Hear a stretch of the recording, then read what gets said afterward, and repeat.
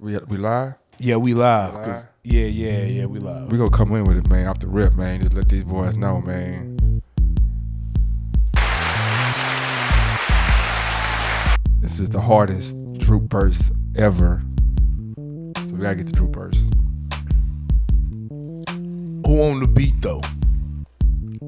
Droop on the beat. Them sound like some Mario claps. Oh no, this is Droop right here. It ain't no making up. No. It ain't no making up. It ain't no making up. Boy, you done fucked up. It ain't no making up. It ain't no making up. It ain't no making up. Bitch, you done fucked up. It ain't no making up. It ain't no making up. No. It ain't no making up. Boy, you done fucked up. It ain't no making up. It ain't no making up. It ain't no making up. Bitch, you done fucked up. She don't love me, she just love it. All the things that she covered, I can get it and I How you always get the first verse? Man, you gotta come in hard, man. You know what I'm saying? Make you up and vomit, ass so fat that you just wanna up and hug it, just slap it, rub it. I used to love it, got older, wiser. So hoes that try to run games, spoke to live on my closest cousin. I'm the only buzzer, creeping all the vultures moves, cause I get players off in line like the coaches do. I had bars too. Your day revolves around the pine like the smokers do. Don't wanna deal with the drama, distress, so I'm just poking you, hoping you can move on. We used to be a couple, but you tried to scheme and hustle. Got busted like a bubble. I'm grinding through the struggle. You scheming like a snake. I'm the mongoose full of hate. Call the reaper to his fate. No food up to her plate. Why? Cause she's a skank. Leave these bitches like a rake. Boo too vicious for that face up for you. It ain't no making up. No. It ain't no making up. It ain't no making I up. really want to talk to people that have movies to put this song in a movie because it's very cinematic. You know what I'm saying?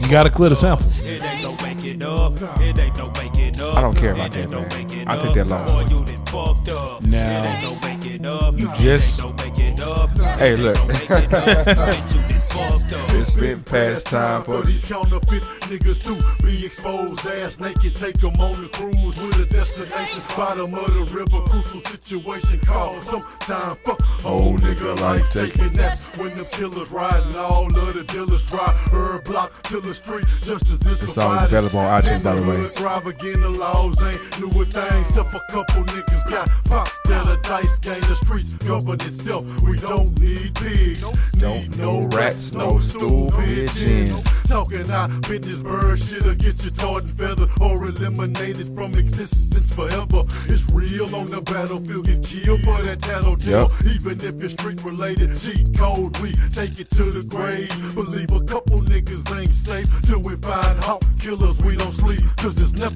It ain't no making up. No. It ain't no making up. It ain't no making up. Boy, you done fucked up. It ain't no making up. It ain't no making up. It's cinematic though, man. I can see somebody come through the club, you know what I'm saying, trying to jack somebody on some like, or somebody come behind the building, you know what I'm saying, walking. It ain't no making up. It ain't no making up. No. It ain't no making up. Uh-oh. You push me towards the point of no return. You get chastised with a 4-5. I spit it and I beat it up 80 like a Radius. Pull it up from half court. It's game time, but the heart of a champion is being seen. Green is the motivation of the team. It's them circle G's. I put it down in the streets in Houston and in AC. So you boys with that switching up, playing both sides of the field. Your grill will get knocked out the real. That's what we Look at me why this nigga tryna stunt like a G, sending down with the clip and having doubts every minute. Saying you a 30 sold drugs wearing blue, but it's funny nigga, I ain't never seen you live it. Sitting outside tenor with a black man in it, so you best believe that a nigga be scoping. Fake ass wanna be G-code, telling on the bitch with your motherfucking nose wide open. Talking down on the group, but you failed to compute with shoot first and smash, cause dealing with some riders. I swear I wouldn't piss on the flames, so walk by and saw your little ass on fire. This slush out from DR, double a piece, I holler back if you talking about cranking this. Not subliminal, I'm a criminal, and like the hook say, ain't no making it up.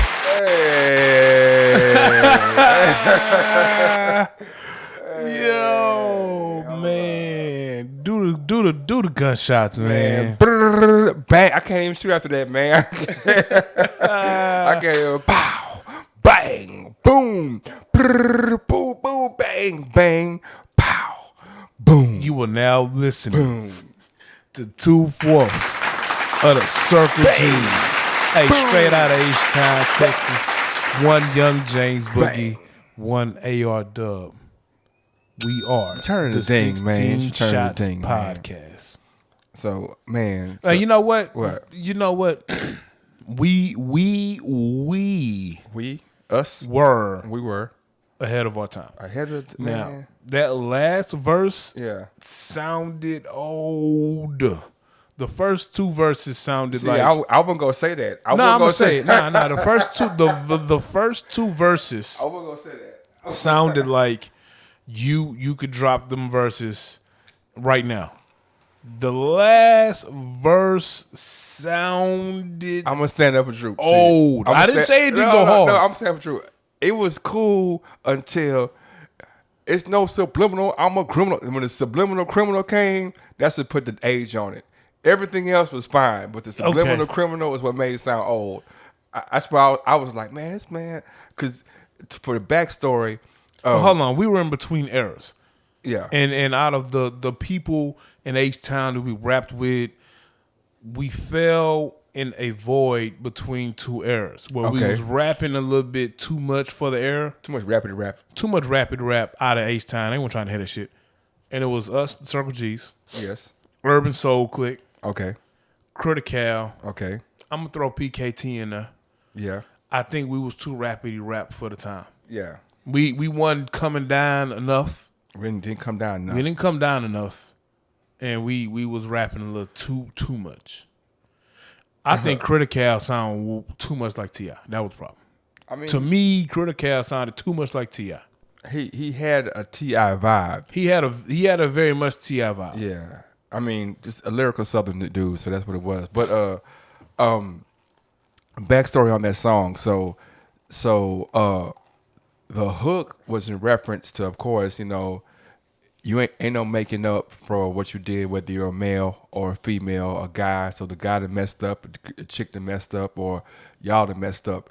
And so there were some slugs at some of our former cohorts that, had disparaging things to say about the new iteration of the Circle G's. Right?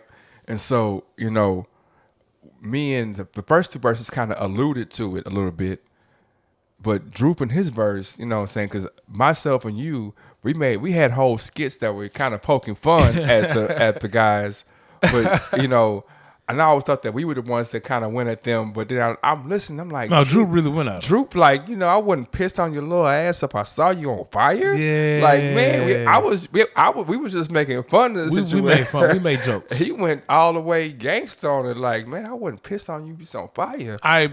But see, I think our jokes were worse because we were making jokes. Yes. We We were making jokes that will make you want to come fight us. But it was still just a joke, though. Like, Nah, like, but we are me and you are the brothers who go too far, bro. Because once we get at that time in life, once we got started with the jokes, it was nonstop. sometimes when you're having a rap beef with somebody and you're just trying to make it fun, you go too far. And in this instance, the Circle G's, James Boogie and Dub went too far. It's longer than I thought it was. It's been a while. I'm out of practice. Because Why this is ain't it the so brothers long? go too far music. Oh, it ain't? Nah, this is the Okay, there we go. Sorry about that. I don't know. It's been so long. See, when we would have these meetings, when the meetings first started first off, it was we should have had separate, it was a label. Mm-hmm. We should have had separate groups from the get-go. We should have let each group have their own personal meetings, and it just come with the finished product or their design plan, instead of us trying to design the plan in unison. But then we should have also had a skeleton plan that we are like, okay, this is how we want to do it, but we're gonna let them operate in this space. Everybody gonna operate in their space. And I'm glad this came up because the female, she does a lot of acting and she's a part of a TV show. I can't say too much, but Can I be on the show, bro? if you had a chance, you didn't show up. It was because I thought it was something gay. I don't know why. Whatever you told me, it sounded kind of gay. So we Nothing went, wrong being gay, but I haven't got there. We went to a showing of the show. It's a legit TV show. I like the premise of it. Yeah. It's some decent acting for what it is. Well, it was just big to do. Honestly, bro, I thought the first season was finished. And when we got to the premiere, Yeah. it was just the premiere of The first show. episode 1. Yeah. And it was good content. Yeah. So I can't knock the brothers because they producing more content than I am right now. But I am a great actor. You are, yeah. So Yeah. everything was fire, bro. Yeah. You know what I'm saying? The event was fire. See, the first episode was fire. So I can't wait till the first season's done. Imagine Bill Cosby having a party for the first Cosby show. You know, we're gonna have a show tomorrow. I got Camille. Well, hold on, but I don't want to ridicule these guys because, like No, I I'm said, just saying it's I think crazy. they're doing some good shit. But I'm So- saying I don't want to cut you off, but you did cut me off. No, Go no, no. ahead. But I'm saying I'm gonna say on your topic, but I'm just saying it's unique that nowadays we have events for. Oh yeah, you got to roll out. You for got like, a rollout for the first show. Like yeah, you got you got to roll out for the pilot. You know what I'm saying? yeah, like it's a pilot. Y'all come out. Roll out, Yeah, red carpet event. Yeah, so we there, right? And we see the first episode, and so I'm like, cool. This shit is fire. I can't wait to see more, like the full season. Mm-hmm. You know what I'm saying? And then it turned into a whole universe. See, I can't say the name because I'll be giving it away. Okay. But think of a whole cinematic universe. like Marvel Universe. Like the Marvel Cinematic Universe. yeah. And it was like a spinoff of the show. So out of episode 1, we had 5 to 6 more spinoff shows to come. I can see that. I can see that. So give me, and this is I'm getting to that. Give me Like The- like the Cosby. I know they think I'm a bachelor with Bill Cosby, and I kind of am because you know Bill Cosby in jail.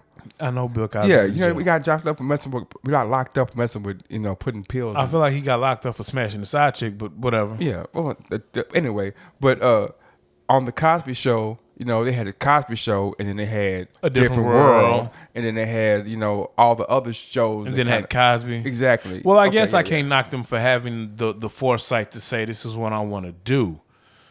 Although it did, the Cosby Show was a successful thing before they didn't just come out with Yeah. a spinoff. They actually had success with one show and built the characters. We should have built the core CGs 1st which we somewhat did.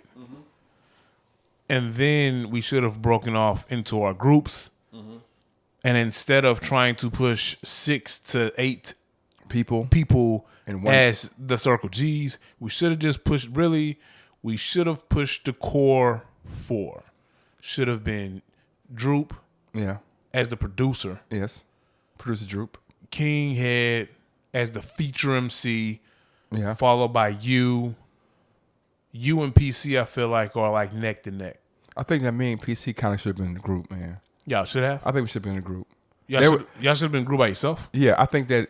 Well, I'm not saying we shouldn't have been in a group. No. I'm saying that it was a time where me and him were like always contrasting on our verses. Like we were always Exactly. back to back, and the verbal and thought process dynamic that we had together It was very unique, and it meshed well. So I and think see, that's why I said I was the out of the 4, I would put myself at the end because why I said no, not at the end of every song. Oh, Like I'm the okay, best okay. rapper. Like I'm just the 4th member. I don't Yeah. have to be on every song because I used to like to just say ignorant shit. Yeah, yeah. That was my thing. Be ignorant.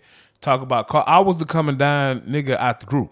I'm definitely because unbeknownst to like I was telling you, I have a new device where I can transfer tapes to MP3s. And so Aight. I've been listening to a lot of CG, and there's a lot of A-Dub verses. I was like, like I was quoting you earlier today. I Yeah. was like, what was that quoted? What was that? It was the anti-gun verse. Yes, yeah, but I mean, Which is a great. It's a great 2 bars to bring up in our gun debate. what song was that though? I forget I don't want to go into that conversation. What song was that? It was when we were trying to have a woke song.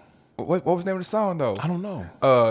What was your verse then? I don't remember. It was okay. Give me. But two once- seconds. once give you- me 2 seconds to listen, think of this line. The line was Well, I can reference it in our argument from earlier. it said, it was ghetto life. Yeah. Ghetto life is the name of the song, and it was like the song we would always give our perspective You of gotta get how up. get out the ghetto. Streets got their hold on, and they won't let go. Now I'm a little older. Yeah. So, and everybody was giving their perspective on how they matured and grew from the ghetto life and their experience, and and that was very hard dub verse. I mean, it's a bunch of verses I've heard from everybody that I was like, like I think at periods everybody was the lead rapper. But we should have just stuck with that core 4, and then we should have branched off because we had the record label. Yeah, we did our own. We did. We just was broke. Yeah, but we should have branched off. And for some reason, when we were having this inner turmoil, the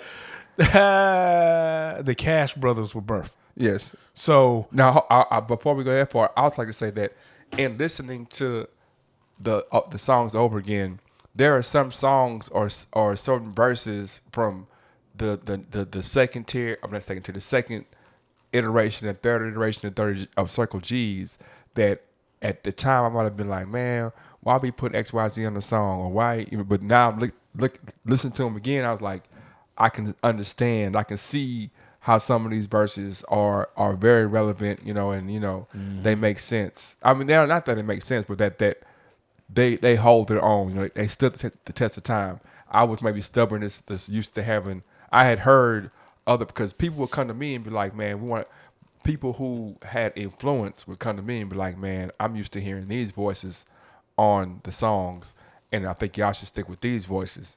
And us being loyalists or true, like, nah, he with us or she with us, whoever with us, if they with us on a song, you gotta listen to this shit. I don't give a fuck how you feel about it. Yeah, and probably once PC left, it probably just should have been us 3. I'm not saying don't feature other people. Yeah. It probably should have just been us 3. Yeah. But it was funny because when we would have these meetings before PC and G3 left, at that point we kind of got diced up and kind of clicked up. Yeah. So you had PC, G3, that was the OG group, and then Kevin was the solo / PC glue guy. He was the glue guy because Kevin was everywhere. Yeah. So Kevin was the solo, but he's gonna be on everybody's album. I was told by somebody who was no longer with us, and he saw us at a show one time, and he was like, man, because of his height and because of just, it seems like people are just huddled around him sometimes. You know what I'm saying? And even with his voice is so heavy sometimes that it seems like we're featuring on a song with him, or like because his voice is heavy. But he could really rap though. Oh yeah. I'm not talking about his skill. I'm talking about the optics and the what's the word? They put your ears and you hear something. That's why when we would actually do shows, I would make it a point to stand or move to the opposite side of the stage because at one point in life it was at least 6 niggas on stage at once. Look, man, and out of the 6 niggas on stage, it was more than way more than. But 6. I'm saying, out of all of that, you had Head 6'6", you 6'3", 6'4", I'm 6 foot, and everybody else is shorter. So we, you know what I'm saying? But it would be funny when we would have these Circle City entertainment meetings. Yes, and because now we've chopped up the group into different groups, into sections. Yeah, me and you are the Cash Brothers. Yes, I'm on time. Well, however, I would be on time. You would be on time sometimes. No. But let me finish. I know you're wrong. I'm on time. Let me I'm coming finish. with you. That's how I know I'm on time. The happy time I'm coming with you, so I gotta be on time. You're right. See, but them the times you was on time when you was coming with me. Yeah. But I'm like, yo, I'm sitting here in the room like, hey, Dub, where your brother at? I'm like, God damn, he on his way, nigga. I don't know. And then the times I'm late, I'm like, come on, Bug. I've been sitting out in front of this house for 30 minutes. You already know what's going on. You know what's going to happen. And we already come in the room on the shits anyway, half drunk. I'm African, bro. And that was the other piece. We always was inebriated Coming in. during serious time. Yeah. And we and we always with the shits. Yeah. And the meetings were funny because it's not like you in the room with 10 niggas and only 2 of the niggas is with the shits. No. It's all 10 niggas with the is with the shits. It's 10. It's 10. It's 10 niggas with the shits, 10 bro. people It's who like definitely on some alpha, No quote, filter. unquote. And alpha male shit. we're gonna come back to the alpha male conversation after this, but it's 10 people who are quote unquote alphas, and it went sideways a lot. But yeah, it was a lot of times that we would come into a situation like you said. You got 10 people with the shits, and then you got 10 different ideas about how to do one thing. One thing. So it's like, okay, we have. I don't want to do that because it's gonna turn into a something different if I start talking about like I want to talk or how I'm gonna talk. But you have different people who have different perspectives of how to approach it, and so one person might be super sensible, one person might be all the way left, one person is all the way right, one person is like, well, I see the left, I see the right, but I like more right. And then you got 10 versions of that, which really ended up us being like, man, let's just rap, bro. And see, that's what's hard. I think that's a struggle. That's one of the struggles when you mix business with friendship, Yeah. or family. Yeah. Is the fact that you're comfortable with your friends and your family. Yeah. And y'all all have different sets of ideas of what you think you should do, different characteristics of how you want to handle business, and it gets weird. You got to be able to separate friendship from business. Yeah. You got to realize sometimes in business, my way might not be the best way. Yeah. I might not be that knowledgeable in what I'm doing. Okay. I got to take the back seat. Also in business, you have to realize that everyone, especially when it comes like to being a creative or maybe even the music business. Yeah. I feel like a lot of times that, especially in hip hop, that's what causes the breakup. Mm-hmm. Like you said, it was 10 guys in the room who, in a certain aspect, were alpha males. Yeah. But you have to realize that I might need to take a back seat to this one. I gotta play my position, and I think that there were times when there were more times when certain members of the group, not to put myself or anybody in it, but we were used to being in a greater team position. So we played our parts, and other people were like, this was their chance to be the leader. And so instead of them being a team player, they're like, well, I ain't the leader nowhere else. I'm going to be the leader here. And that's not just our group. That's probably anywhere. You can go to a basketball court Right. and somewhere, and the dude who's on the court, when he go home, his wife tell him what to do. When he go to work, his boss tell him what to do. When he's, everywhere else, he's subservient to everybody else. So on his basketball court, he going to be the boss today. You know what I'm saying? And how do you, and this has nothing, and at this point, we ain't even talking about us no more. Yeah, yeah. How do you, is it hard to play your position? So let's say you're an alpha male and you're we're going to stop saying that word. That's why I want to come back to that, but keep going. you want to stop saying alpha male? Yeah, yeah. All right, we'll just fuck it. No. I'm going to tell you why, though, but keep going. But let's just say you're in a position. Why is it hard to play a position? Why is it hard when you have a grouping of people, friends, and they ain't got to be friends. That's You got people. a group of people Yeah. who are doing something. Yeah. Why is it hard for you to play your position? If I know I'm not the feature, I know I'm not the draw. Why is it so hard for me to play my position? And I'm only bringing this up. No, I'm gonna agree. Keep going. I'm only bringing this up because I saw a clip. Yeah. And I don't think it's fair to judge the whole 30-minute piece Yeah. off of the little 3-minute clip. Yeah. But it was easy to pull because, of course, it's Maul Yeah. talking about Joe Budden again, Yeah. where he says,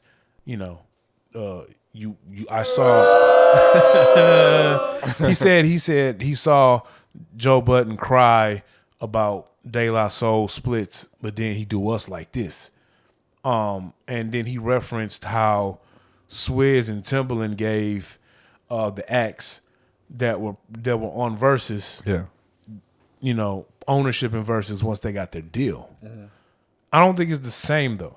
I don't think he's comparing apples to apples because you're taking Swizz Beatz and Timbaland, who came up with an idea of Versus, and they put out a product, which was two artists battling their catalogs.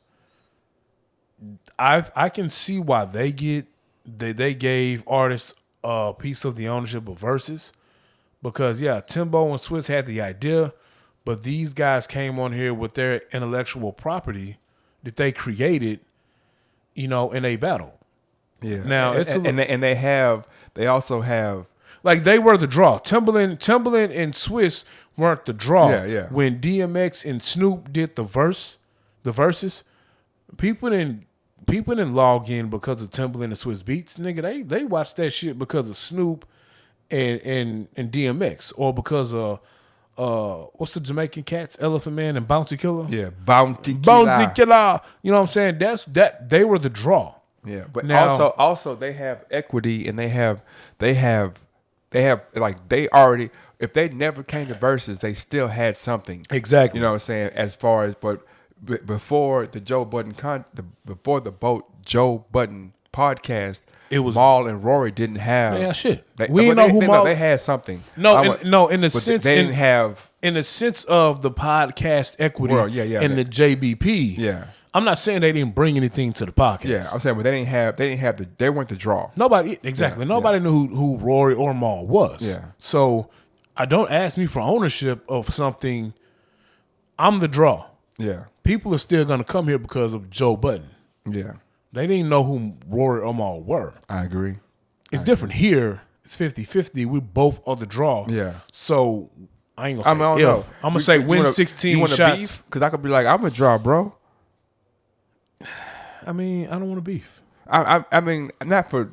It's fun to beef sometimes. Oh, like for the optics, like make the people think we beefing. Yeah. We really like it. Yeah. I could be like, man, look, bro, I done brought in 100 people to the show, man. How many people you got? You brought KCOG, who didn't want to rap battle. You brought in this Swole dude who, if you can look right now, we don't have visuals, but you see right now, it's suns out, guns out with me. You know what I'm saying? So you're saying that if you want to do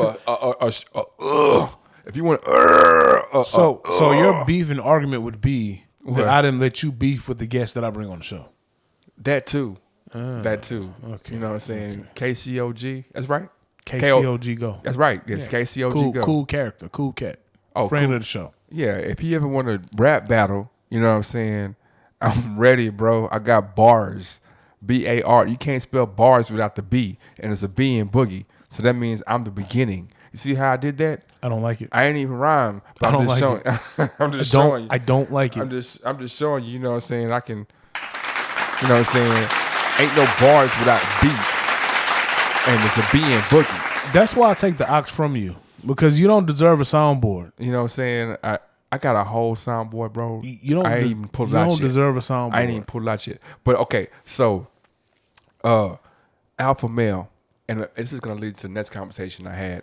But alpha male, so it's so unique that we are so stuck on things like alpha male when there's really no such thing as an alpha male. Okay, I'm listening. There is literally no such thing. Like the idea of the alpha male came from the wolves. They started the wolves and blah blah blah, and the lead wolf was the alpha male. Blah blah blah, and then like 20 years later, they came back and was like, you know what? We made a mistake. That wasn't what happened. What happened? What happened was they miscalculated what they thought they saw. What did they think they saw? They thought they saw one person leading everything, right. but it wasn't that. It was a collective. It was a collective. Yeah. You know what I mean? So what I'm saying, so now it's embedded into our brains because people didn't dig into the actual information. They just heard something and ran with it. And so they're like, oh, it's alpha male, alpha male. There is no alpha male. There's not no real alpha male to draw from. So this leads me to say that this is what a lot of times where we get our information from is from hearsay and what we and from the topical optics of something.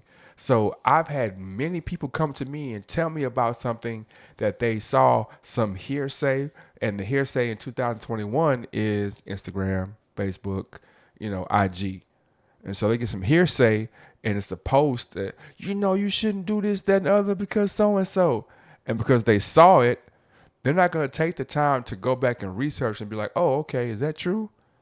They're going to research the results of what they heard, but not the information that led to the results. So you're telling me that in the animal kingdom, there is no such thing as an alpha male?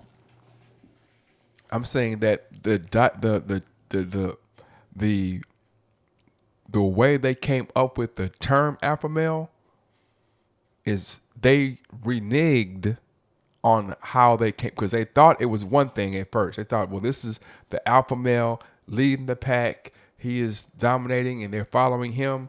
And they came back later, they being scientists and the people who created this word and this thinking, and said, no, we got this wrong. Now, I watch a lot of Discovery Channel. Yeah. I watch a lot of Animal Planet. Yeah. They still. You might watch the old ones. No, I mean, so you don't believe that there isn't a such thing as some sort of alpha leading a pack of anything. Yeah. Well, alpha male is a dominant male animal in a particular group, but in actuality, it wasn't the male leading. That's what all of that says. What you just said. No, even the actuality part you spoke on, or was that your opinion you gave? Hold on, I'm gonna tell you. No, I'm not beefing. I'm asking you, is that the definition? No, I'm the definition of alpha male. Now, the definition is a dominant male animal in a particular group. That's the definition. Okay, all right. But the actual reality of it is that the alpha male, it's a myth. Hold on, give me one second. And what you're about to read to us is the myth portion, right? Yes. Oh, that's why that's why I wanted to make sure. No, what I'm going to tell you right now is what happened. So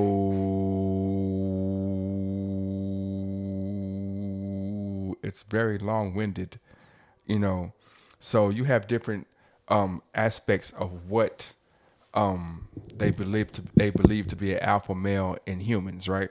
So they would say at some point that it was because of the deep voice, or they say because of your height, or because of your voice. I started saying because of your face, because if you're handsome, or so and so and so and so. If you're and they thought that in the animal world, the social dominance was equated with alpha males, but in actuality, it's equated with how the male and the female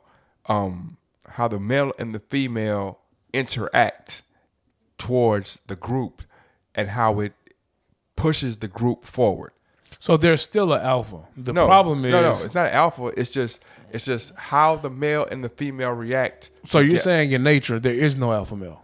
No, it's not. Okay. Yeah, it's not. It's not. It's this because the pack is not following the male.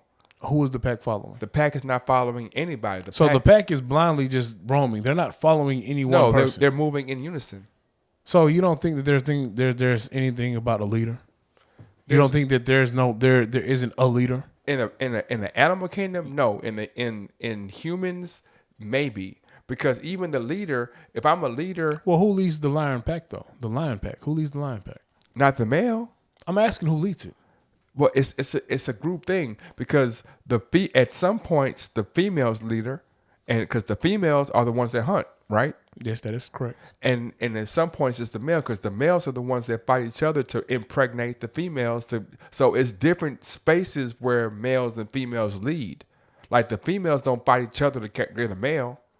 The males fight each other to be the one to impregnate, and the females lead in the hunt. So it's different sex. So essentially in different aspects, different genders lead, but as an overall, if you look at it in the grand scale, both genders move together in different ways to make the pack go. So do you believe in leadership? Yes and no. All right, break it down for us. Yes, I believe that leadership, as in the leadership, is important as far as having a goal, right? Right. But if you make a person if you make a person the headstone or the reason for leadership, then that person is going to always fail you. Okay.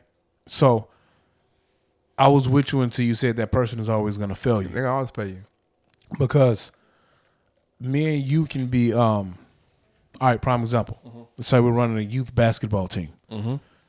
So for me, in the situation, you would be the expert on the youth basketball team. Okay. Because your expertise between the two of us Yeah. is basketball. You have a better basketball acumen and IQ than I do. Yeah. So in that setting, you would be the leader that I would follow in running the basketball team. Would it You're be- more knowledgeable in it. Would You're I'd be a leader or by the one that has the... No, you're the leader because you're most knowledgeable in it. You can pick the better path for us to go down. I'm not saying I'm useless in a situation, but that goes to being able to play your position and know your role. I know that I can't be at the forefront of the team because I don't have the basketball knowledge to be at the forefront of the team. You do. I think people fall short with their leaders is because they put the ultimate trust and belief in that person in all things. Yeah. And that's something you can't do. I put the faith in you to lead me to the thing I know that you're an expert at. So if it's basketball, it's basketball. But if it's auto mechanics, hell no, I ain't following you. Yeah. You know what I'm saying? There's not a knock on that person. You're not the expert that's knowledgeable for that. Yeah. And sometimes people don't understand that. People want to be a leader at everything. Yeah. And they want to be a leader at something that they're not knowledgeable at. And if if you can't communicate with people, you can't be a leader. I don't have to be an expert at a certain business if I know how to communicate within the business and pick the right people to be over the right projects. Okay, stop right there. So you're saying that, and I'll give you an example, and this is not to pull something random, but Newt Rockne, Newt Rockne. I don't know who the fuck that is. He was the coach of Notre Dame. Okay. Go Yeah, ahead. right. And so I want to say he started coaching in Texas. I'm not sure, but I know. And he couldn't get a football coaching job. So he wanted to coach young men. So he took a basketball job to begin with. Right. And he was unknowledgeable about it. Correct. So what he did was he got a book, read about basketball, read the rules, read how it's supposed to be, and he coached his team and they ended up winning a state championship because he's an effective leader, right? Right. So the knowledge somebody has on something doesn't necessarily make them a good leader. But time out. Yeah, You said something very important about it. yeah. You said that he didn't know anything about basketball. Yeah. So what did he do? He went and got what? Knowledge. He went and got knowledge. Yeah. So he was knowledgeable about basketball once he started coaching these men, being a leader of the men. No, because he went and got a book. He went and got a book and he read about the rules. Yes. Now, There are people I'm saying there are people who play basketball their whole life. but they don't know the rules. They know the rules. No, they really don't know the rules. No, I'm saying there are people who coach basketball and know the rules. Perfect example. Myself, I know the rules, Right. but I'm not the best coach for everybody. Because it takes a skill set to be a coach. I don't have to be or a leader. I'm not the best leader for everybody. Well, that's the thing. And Yeah. I'm saying I don't, like, prime example, I don't have to be the GOAT at playing linebacker. Like, I ain't got to be Ray Lewis to be able to coach Ray Lewis, if that makes sense. I have to be able to motivate men. Yes. Or be a motivator of people. And and also, like, if I'm the head coach of the Texans, Yeah. I don't have to have been the best Player. football player ever. Yeah. But if I can motivate players, Yeah. and if I have the knowledge to be able to figure out, I need the Strategies. best strategy, Okay. strategy, Yeah. and know how to go out Yeah. and get experts. Yeah. I know how to go out. I know I need to go find Yeah. the quarterback's coach because I can't coach quarterback. Yeah. I know I need to go find a fire offensive coordinator Yeah. because I can't scheme offensive plays. Yeah. I know I need a fire defensive Yeah. coordinator because I can't scheme defensive Well, you plays. sound like a general manager, not a coach. But No, keep going. but I can put it all together. Okay, all and right. the one thing I can do, Yeah. I can motivate the fuck out of somebody. Yeah. Well, see, now I'm gonna come at you a different way because I feel like a lot of times in our communities, and well, not even our in on the little league level, even the high school and college level, you have motivators, right? So being able to motivate somebody is a skill, but I wouldn't say because you're a great motivator that you're a great coach. I'm saying that being able to motivate, because I can motivate the hell out of you, right? But if I motivate you to do the wrong thing, then yeah. You got to be able to make good decisions, though. Yeah. And that's the That's what I'm thing. saying. And- Motivating is a piece, but also being able to, for me, and this is my opinion, all opinion, at this point, being able to see the grand scheme of what's going on. Right. Like if I'm as a coach, I have to be able to see player A on day one and see something in him and say, okay, he can be Z. He doesn't see Z, but Right. I see Z. Well, that's And a I'ma part of the motivation part. Well, though. no. He don't see Z, and I see Z. So I'm not going to motivate him. I'm going to place him in positions where he can use the skills he has to be better, and then put people around him to improve him so he can get to Z. I ain't got to say nothing to him. All I got to do is put him in position. Like, okay, if I got a great running quarterback, I'm not going to run a drop back per Deshaun Watson. I got a great running quarterback. I'm not going to keep telling him to drop back through the ball. I'm going to give him the freedom to drop back and run when he wants to, like Lamar Jackson. But that's the piece that I was speaking about as a head coach. If I know I can't scheme a good game, I'm going to go out and I'm going to find the offensive coordinator who can help me put a playbook together to call the plays. But you're talking about micro. I'm talking about What you mean macro. micro? What I'm saying, you're talking about the playbook. What I'm saying is that if I have and I don't want to get too technical with football, what I'm saying, or any sport, what I'm saying is if I see your potential, and what you could be, I'm going to place you in positions to be able to maximize your potential. But time out. That's not scheming. No, but listen to what I'm saying. Yeah. Well, yes, it is because that encompasses all of it. Because if I have a running quarterback, Yeah. I know I can't put him in a system that's a drop back quarterback style system. Yeah. So me going out getting the OC that can scheme a system that benefits the skill set that my quarterback has, that my running back has, that my receiver has. Yeah. That's the portion I'm speaking of. But that's how also- you put somebody in position. Yeah, but Now, also- me being a motivator. Yeah. If I see that I have a player that has potential and he doesn't know it yet, Yeah. my goal is to use my skill set in motivating him to get better. Is to pull that out of him. But I see, and that's we differ in that, I think, because my thing is like I don't gotta motivate you to be great. All I have to do is place you into position to be great, because you already. A lot of people have said that everybody has a level of greatness within them. It's just a matter of you actualizing that greatness, Well, right? how do I put you in position though? So if if you are a quarterback, let's take away from sports. If you are a great baker, you can measure food without picking up the measurements cups, whatever. You have an innate ability to cook, right? So now instead of me telling you to make things by a textbook way, I'm going to put you in positions where you can create, right? I'm going to make sure I put you in position. Like, I'm not going to have to say, hey, you should be free. I'm going to say, when you ask me what we're making, you just do what you got to do.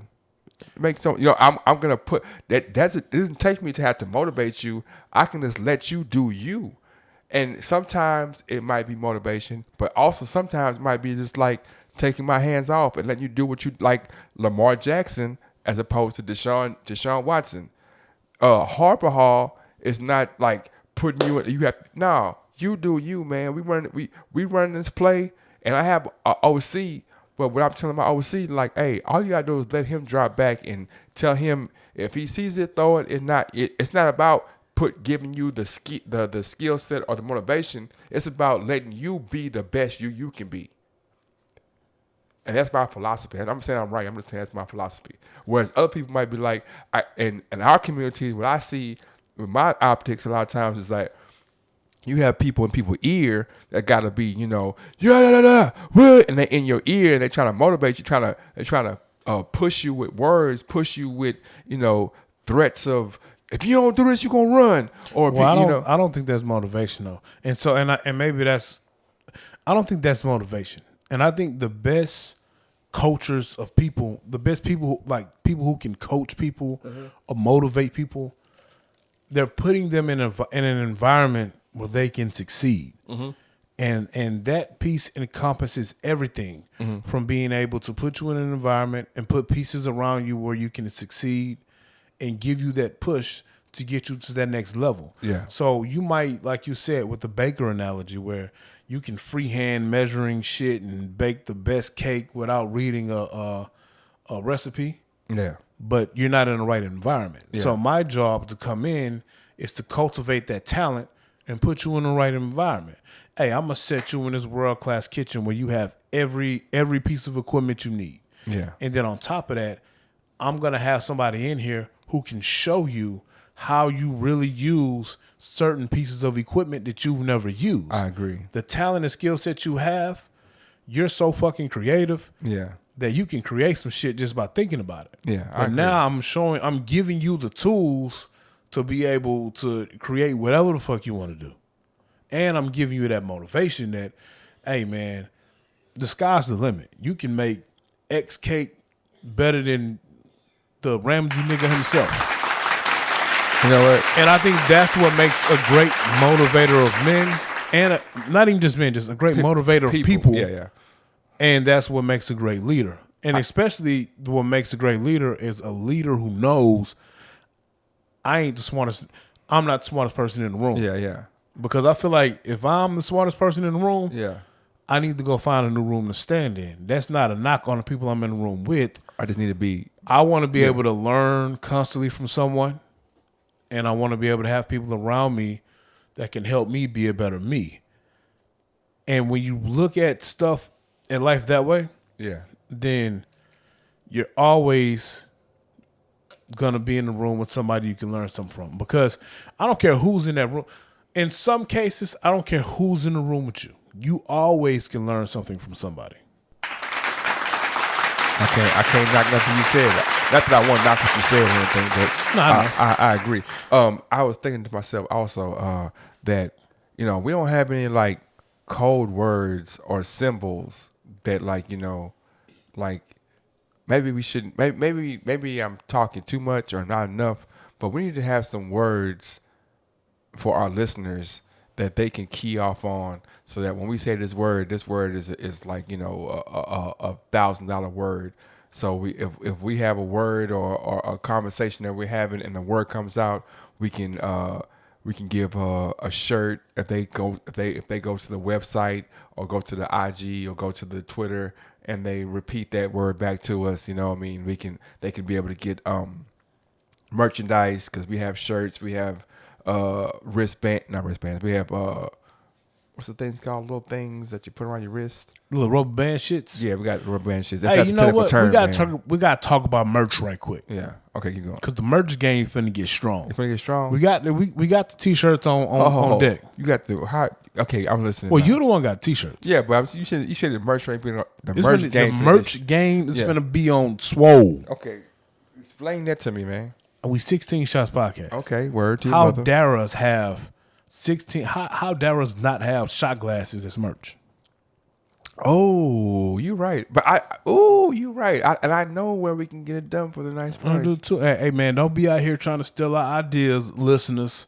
Because if I see it, I'm coming. I've heard I've heard from some of my listeners that you're the angry one. You're the angry member of the 16 pod. Of course I am. You know what I mean? I'm I know like, that, but I'm like, no, he's not angry. He just Mario used to call me Angry Man. angry man. Yeah. Angry man. Man, you gotta calm down, angry man. I'll calm down in my latter years. So I'm Yes. cool now. You know what I'm saying? Latter Just- years, we're not even 50 yet, man. I'm just saying, don't run up on me. Oh, I mean, look, Don't pull up on me. Don't run up on me. Don't talk too slick. as you were talking about leadership and leaders, I feel like a lot of times when I go places, whether it be to a basketball gym or to a function, whatever, I find myself in a leadership position, right? And it might be on some hood stuff or it might be on some corporate stuff, but the leadership sometimes is not always like follow me down this path. Sometimes leadership is like, this situation is going to go too far to the left or the right. Let me talk to the person or the people who are accelerating or doing something that's too much. Let me go over there and like, hey, man, we ain't got to do that. We good. You're definitely the peacemaker. But a peacemaker is a leader. But it's funny though, because I'm not violent at all. I didn't call you. No, I violent. didn't say you were calling me I violent. feel like you violent though. Sometimes. Because I didn't call you. Today on June 20th. I do like violence. June 20th, 2021. I was in a situation today, and we were in an open gym situation. You were in a situation today? Today. Man, why you ain't call me? I'll come up there with that chopper. No, it was good. Oh, okay. You know what I'm saying? And we were playing. We were having a pickup game, and I heard certain words that come out of people's mouth that can't lead to nothing else. Somebody get caught a bitch ass nigga. It didn't go that far, Oh, but it was okay. coming. Because if it was It was coming. if a bitch ass nigga fly, Yeah. where my keys at? Let me go ahead, go on. I ain't get my keys, but so I was like, it started to rip because as you're playing a sport, people got touching on you, and you get to hitting it, and you get to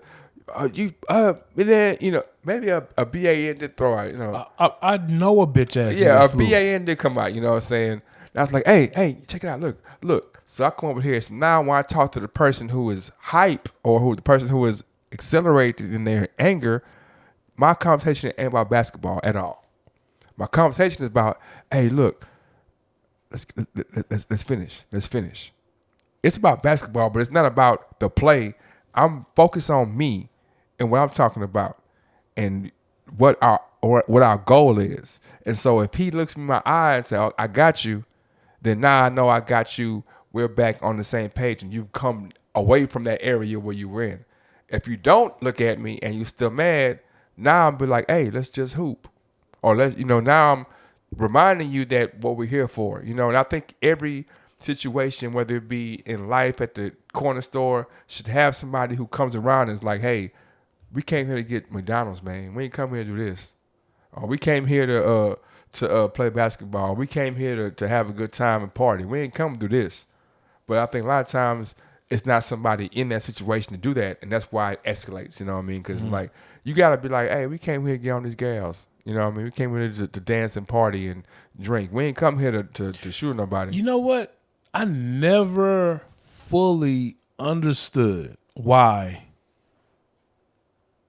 And when I say this word, I'm referring just to males. I ain't gonna use the N-word.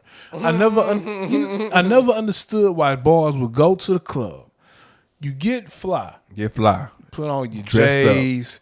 Back in the day, this is how old we was back in the day. You get starched, creased up, side fade. Got your A8, you got Air Max 95s Air Max on. 95s on, or your J's, and then you starch down. I'm from the Clark, so we had polos on. You know what I'm saying? And you go to the club. Got that from a tray. But keep going. We got what? Got that from a tray. But keep going. Nigga, stop. Yeah. Man, y'all.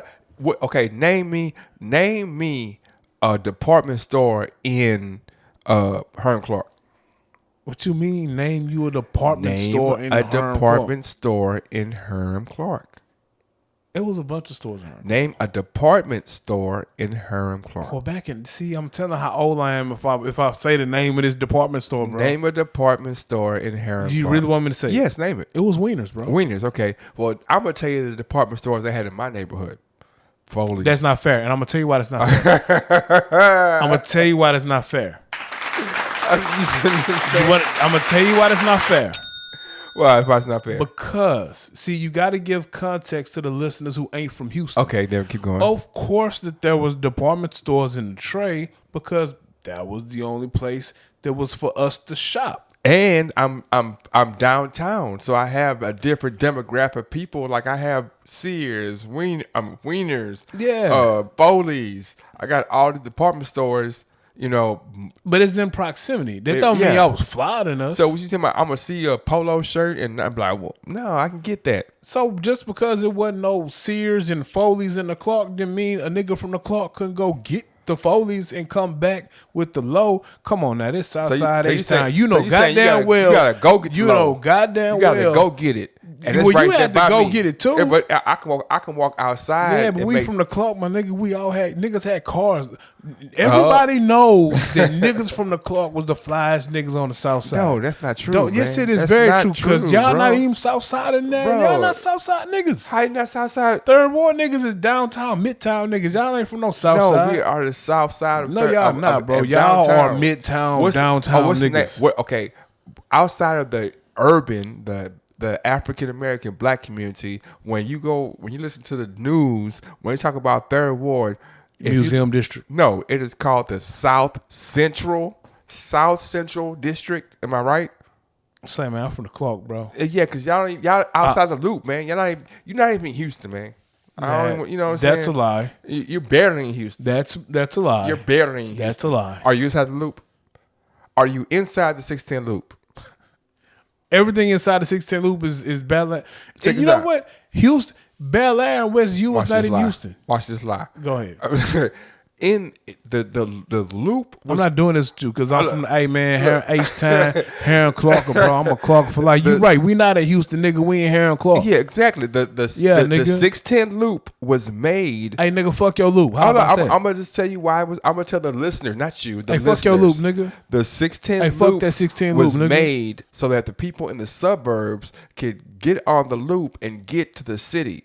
Everything outside the loop in 1920, 1930 was considered to be the suburbs of Houston. Nigga, I ain't talking about 1920, and 1930. then after that, the Beltway was built, which was the bigger loop, so that everything outside the Beltway was considered to be the... Hey, Sam, man, fuck your loops. How about that, I'm nigga? just saying, Heron Clark is on both of the loops. Fruity Loop ass, Third Ward ass nigga. No, we not nowhere near the loop. Y'all the ones on the loop. I mean, if you want to keep it a bean, we literally like 5 minutes from the loop, bro. But we're like about 20 minutes from the loop. I can see downtown from my backyard. What about you? Catch me outside. From How the Clark? about that? From the Clark? From Houston, from H-Town, from Third Ward. I can look outside of any window and be like, oh, it's downtown right there. And you not on the south side, nigga. You in the middle of the city. Hey, man, fuck y'all. You know what? Hey, real talk. So I just like to let the listeners know when we do the punch in.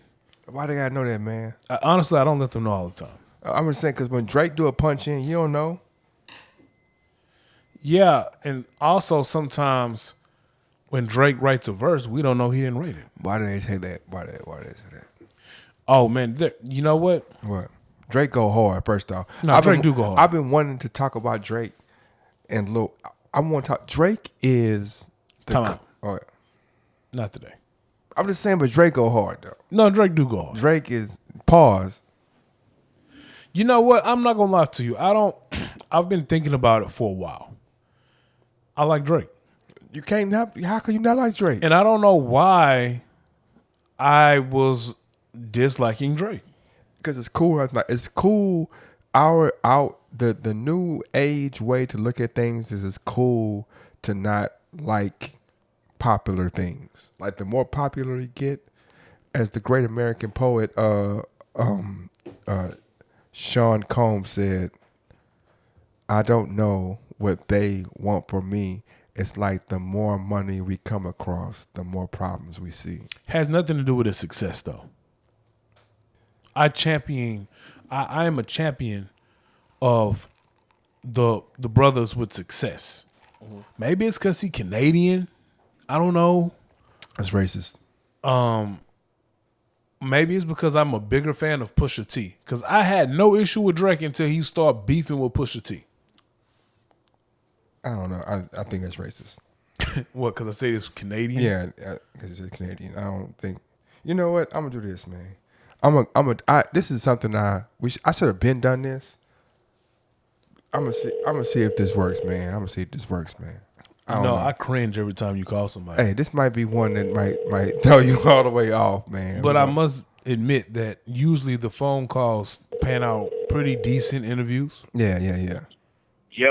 Yo, What's up, Mr. Krang? You are live right now on the 16 Shots podcast with one young James Boogie and one A-Dub, man. I want to see what's up with you, man.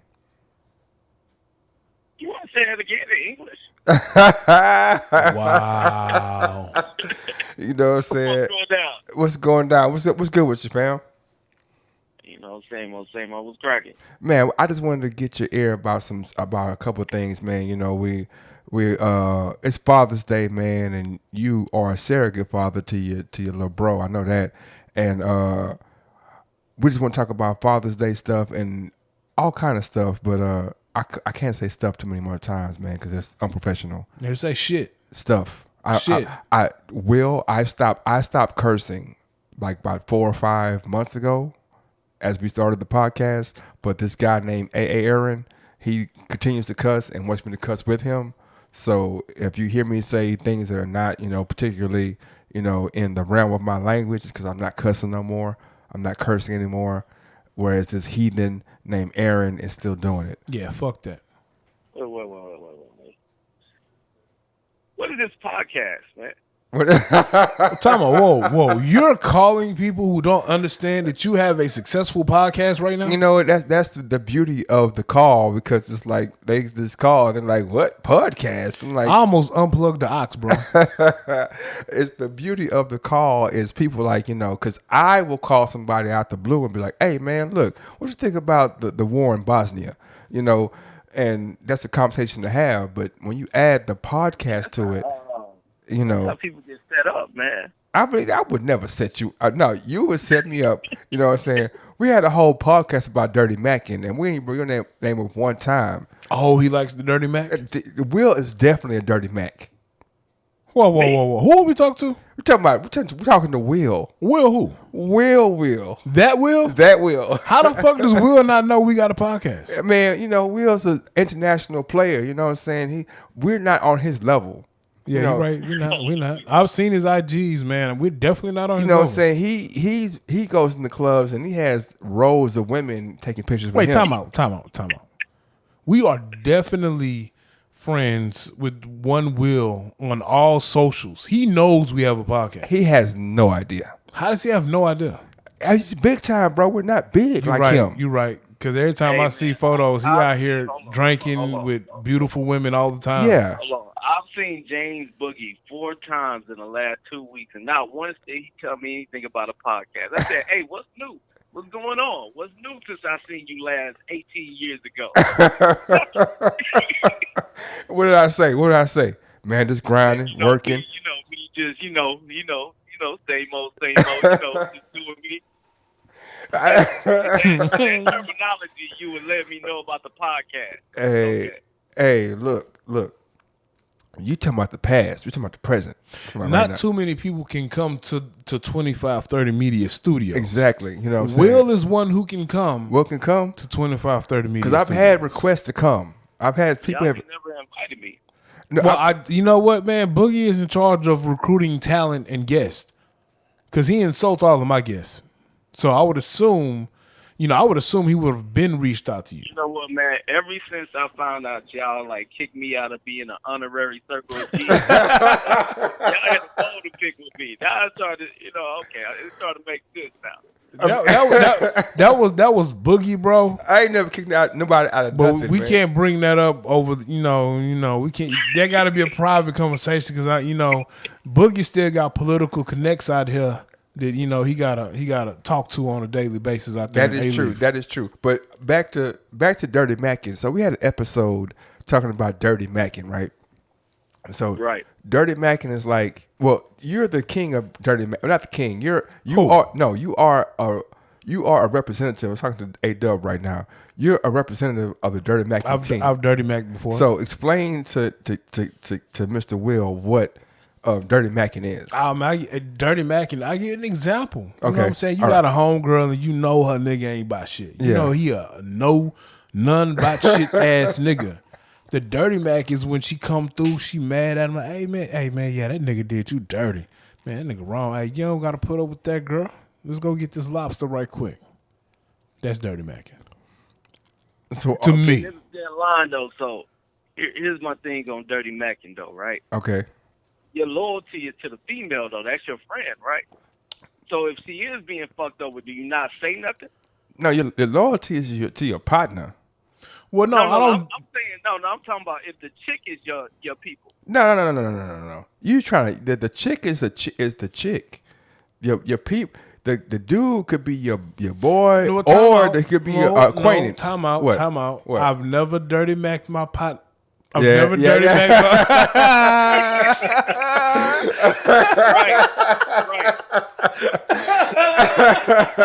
Hold up, let me think about that. Right there, man. I've never dirty macked my partner. Partner. I might have dirty macked the nigga I know. That's what I know, but not my I ain't never partner. dirty macked my partner. Oh. You a whole ass nigga if you dirty Hold on. macking I your ain't partner. never been like, hey, oh, Boogie ain't picking up that because that nigga got 8 hoes. I'm saying, look. So how fine she gotta be to Dirty Mac? I mean, it all depends. It all depends on your options. I'm just saying, like, if Halle Berry come through, bro, and it's me and you, I'm Dirty Mac. I'm Dirty Macking you, I'm not bro. Dirty Mac, but if Halle Berry come through, bro, I'm saying everything to get you out the way. No, Oh that's yeah, man, different, though. that nigga got syphilis. That's different. I'm going all the way out, bro. Damn, don't put no STD on I'm me, going though. all the way out. Oh, I yeah, can't man. put the alphabet so nobody. Yeah, I'm putting numbers and alphabet. Oh, they got syphilis 7, 8, and 9. You know, but if it's just like, Halle Berry is the one for me though, so that's different. But how we got there? I don't know. I ain't never dirty macked the nigga my partner. Okay. Now, I know. my partner. Now, I've dirty macked the nigga I've met before. Like I've met, dapped you up. Oh Yeah. yeah, she introduced me to you, and Yeah, then yeah. like 2 weeks later, man, that nigga ain't about nothing. He ain't for you. I've done that before. You accused me of Dirty Mac at one time. You because you a dirty mac. We I think Will was there at the time too. We had a function at the smuggler spot at the Bodega Hut, right? You definitely That was dirty not. Mac. I was not Dirty Mac. Okay, so we end up running into a female on the way over there, and so as we see her on the way over there. She wants to ride with us. We get there, and so when we get there, she's like, "I'm ready to go." So at this point, I had to think to myself, "Okay, do I say she ready to go? Who you want to go with? She ready to go?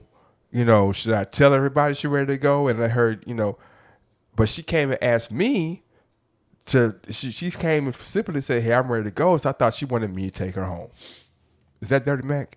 Nah, but I know Will is definitely dirty mac. I've seen Will dirty mac in action. Wait, hold on. Boogie can attest to this because we ran rampant one summer. Hold on. Don't look. People listen to this now. People listen to this. We are 41 episodes in, man. 43. 43 episodes in. I have a reputation. I'm trying to. So there's no summer that I have run rapid on anything. But like sponsorships and shit, like Chick-fil-A. Will, talk your shit, King. Yeah, let the niggas know. He ran. Yeah, he be dirty macking, bro. I know that run y'all was talking about. I don't know about no. I know the run you was talking about. And some of them were features on songs. Oh man. See, here's the thing about my mindset, right? Yeah. I can't dirty Mac because I don't give a fuck about these niggas. Oh. And I put it out there openly. You know what I'm saying? Most people know. They call me an asshole because they were like, that nigga just don't give a fuck. So, that's my mindset going in. So you already know that nigga don't give a fuck about me. You know what I'm saying? I don't like talking to Will, man. I'm gonna tell you why I don't like talking to Will. Why? Because Will he projects a persona that is like he has a bad boy persona that chicks like. You know what I'm saying? So when we're talking and when you put it out there, Like, it's some chick right now. It's like, oh, I want to get with him. I'm like, man, that wasn't the point of this conversation. You know, so the point was to try to like throw him under the bus about dirty macking. But now he's gonna have 17 phone calls about who is the wheel, and now I got So wait, time out. Yeah. You just admitted to dirty macking because you just admitted you threw him under the bus to females. No, I'm saying that this. Damn. What? No. 18 years later. This No. how you do me. It come out. No, Yeah, I'm the talking truth about- come out. Set me up. Hey, this mother. Boy, that's some bullshit. The truth came out. What I'm saying, look. First off, what we're gonna do when that happens? That's what we do. That's what we do when that happens. When the truth come out, you boo it. No. Okay. So. Okay. What was the original conversation that we supposed to talk about? Because this is going the wrong way. Damn, I forgot, man. Oh, Father's Day, man. Father's Day, man. So Father's Day, man. Give me your perspective on Father's Day, man. You got silent? What do you mean? I mean, anything, man. When Father's Day comes around, what do you think, man? Man, I think about all the strong. I only focus on my people, on all the strong black men who taking care of this household. Yeah. You know what I'm saying? Hold it. Even if you, Aaron and Kevin and didn't have kids, y'all would still be great fathers. How many kids y'all raised through from the YMCA to everything else y'all do. Man, that's You know what I'm crazy. saying? That's crazy. Yeah, it don't have to. I don't feel like it has to be your blood. If you raising a kid to be better off in life, Yeah. you're a father.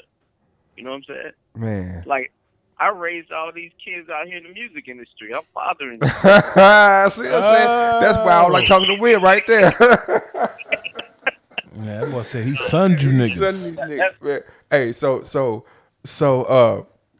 you know, there's a contingency of Hispanic kids that will call you Big Uncle Will, right? You said Hispanic kid? Hispanic, Latino X, yeah. When we used to do the referee stuff, and you know, it'd be me and you at the gym with Gustavo. Remember them days? Yeah. You know what I'm saying? I'm pretty sure that some of them kids will see you at some point like, I remember you. You are the guy. You are my friend. You are the one. I don't think so. I ain't worked that much. You know what I'm saying?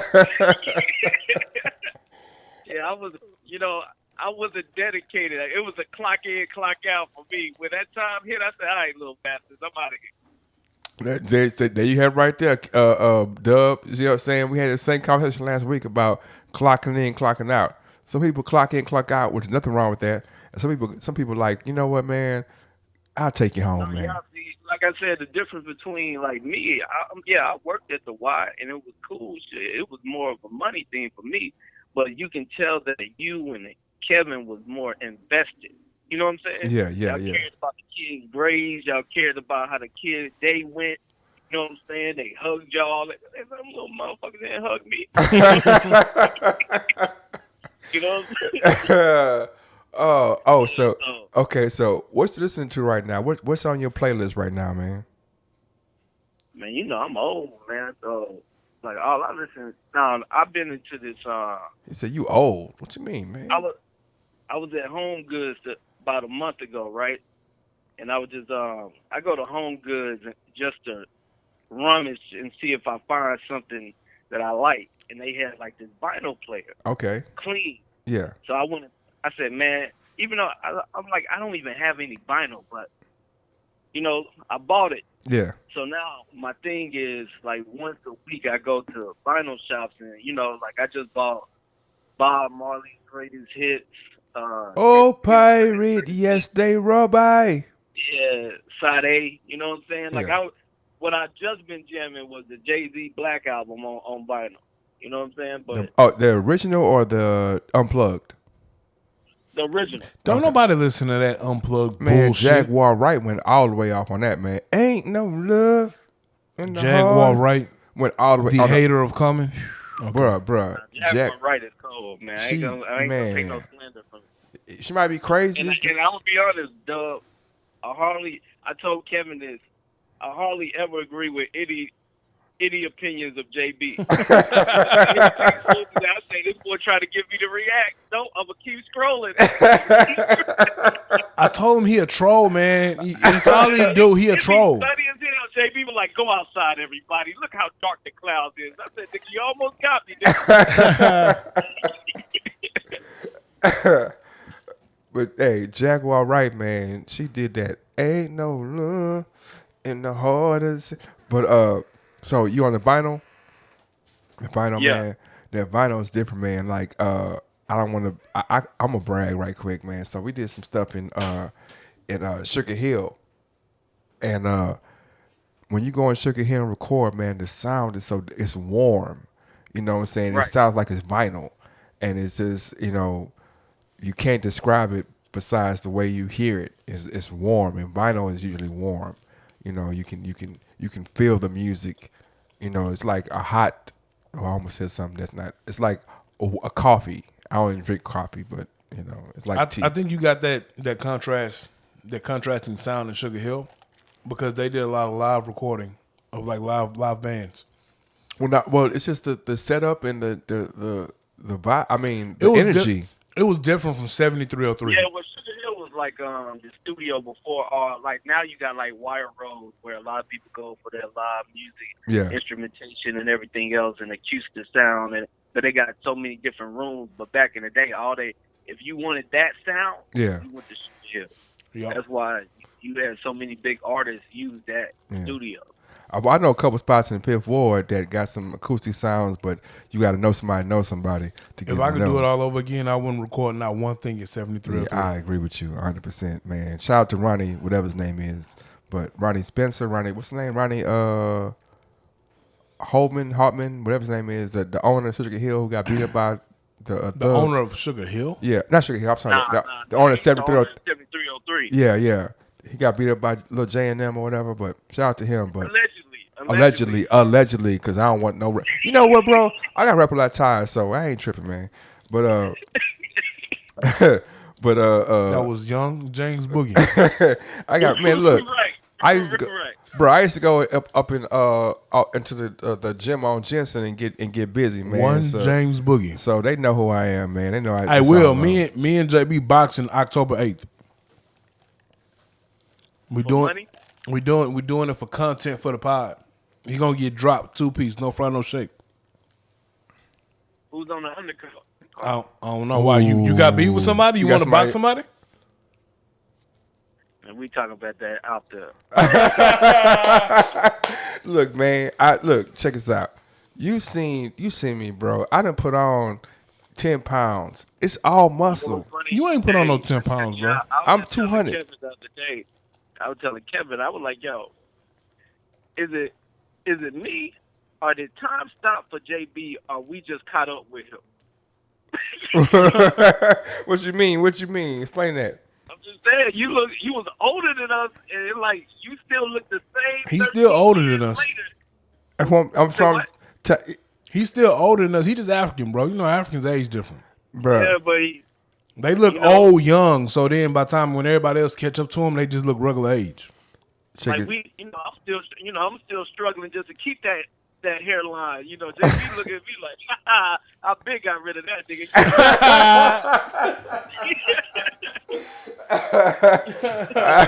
I was ahead of the curve, man. Ha. But look. Well, you get man weaves, right? Why you keep? This is the last. Look, I don't get man weaves. I had a unit. Look, I had a unit for a show. JB, you rocking toupees? I had a unit for a show once. Malaysia number 5. 4 years ago. 4 years ago. All that being said, JB. back to the subject, man. You've seen how I move. I still move real swift. I still move super swift, man. His game plan is to run around the ring till I get tired. No, my game plan is to show you that I can pop, and still move, man. And JB, you know goddamn well you ain't trying to exchange with me. I ain't. Look, I'm gonna be honest, man. I see the dude. He be running with the kids all day, man. In the hot sun. Every time I go out, every time I meet them at their center, him and Kevin is sweating profusely. I'm like, y'all gotta get up out of here. Hey, look. You better run. Look, man. In after June 1st, no more soda. And then, I'm sorry, after July 1st, no more soda. And I can hit the weights.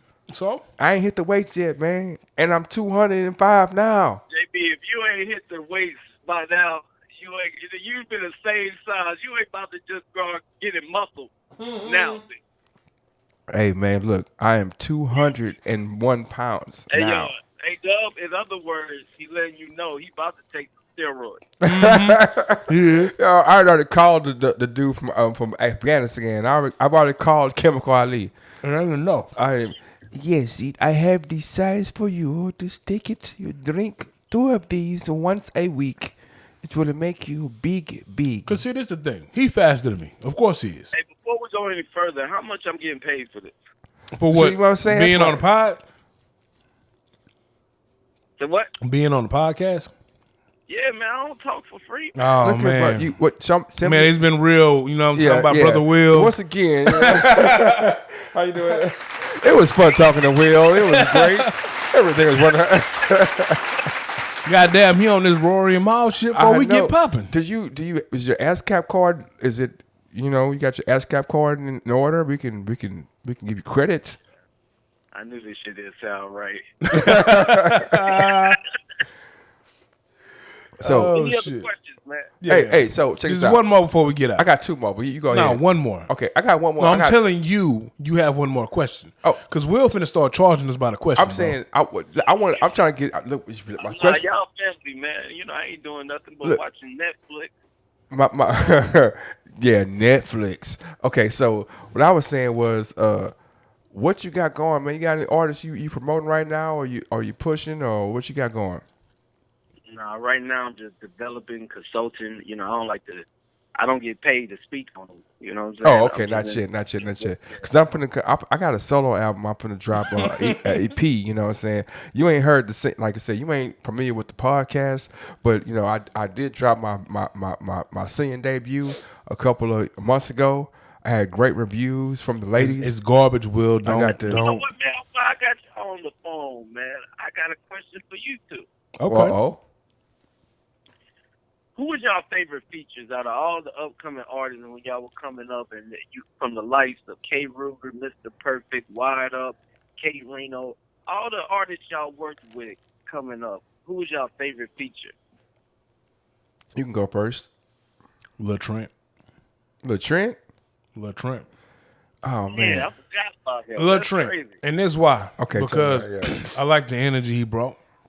At the time, he brought a lot of energy to the song we was doing. Okay.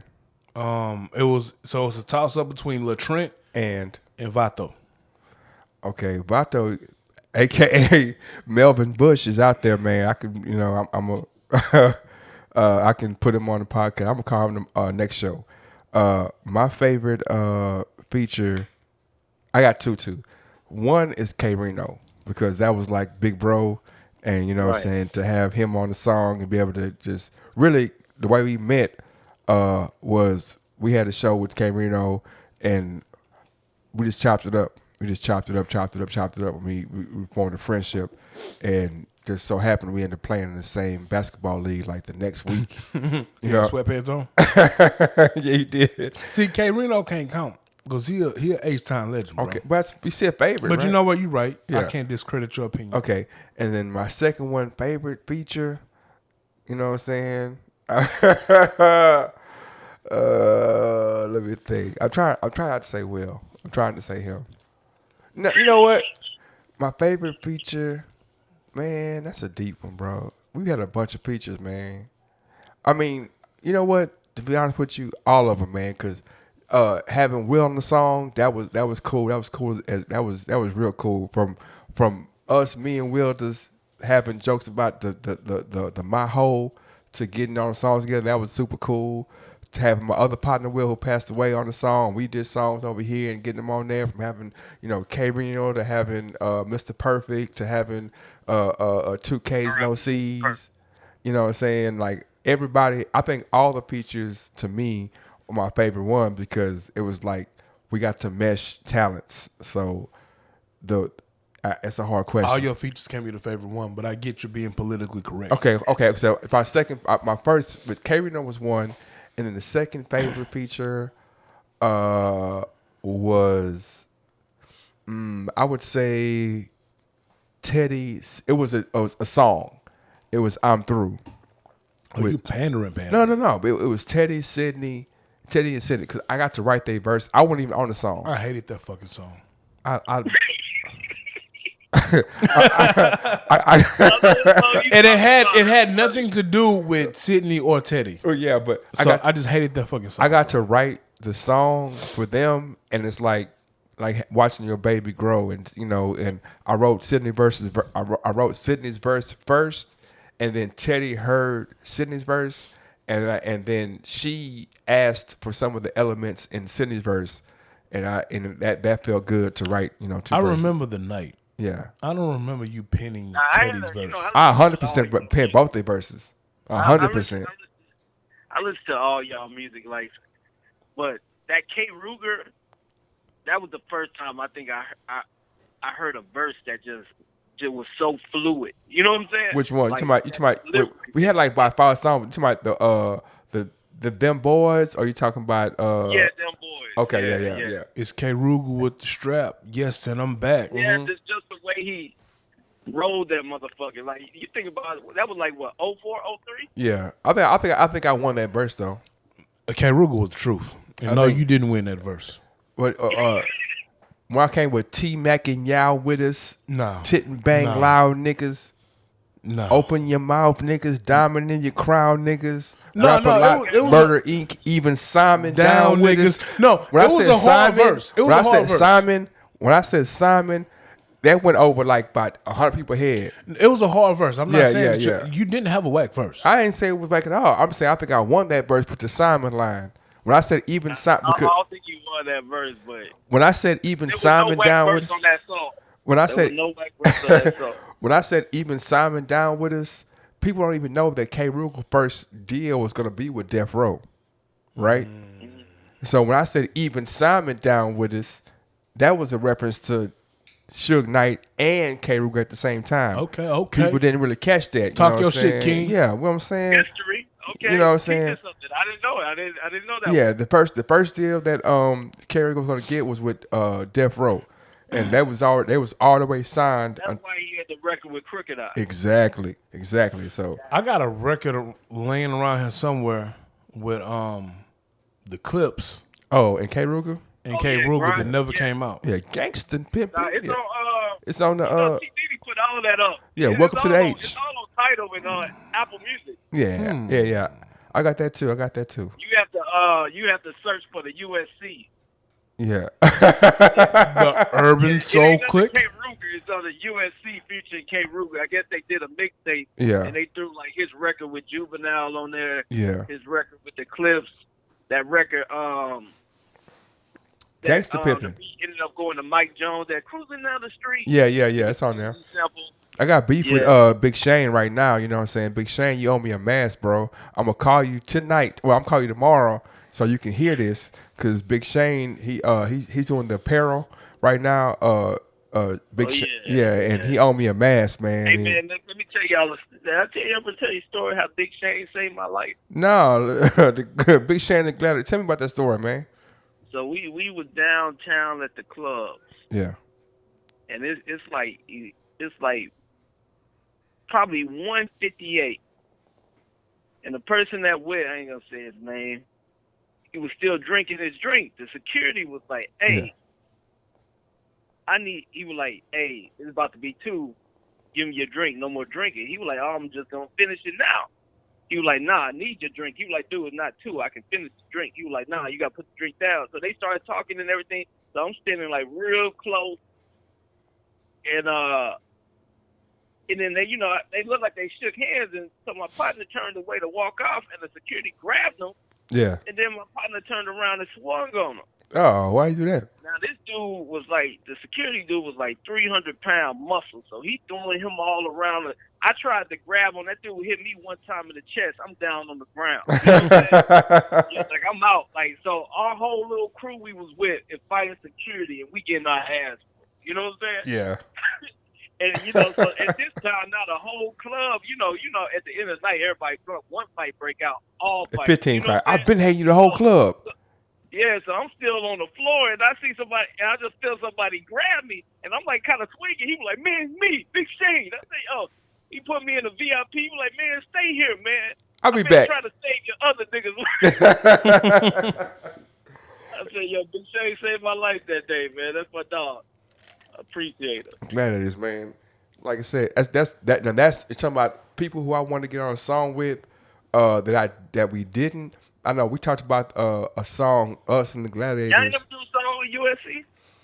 We did a couple of well. I don't think we did a song with USC. I think we just did some Y'all was like a collabs. mirror match.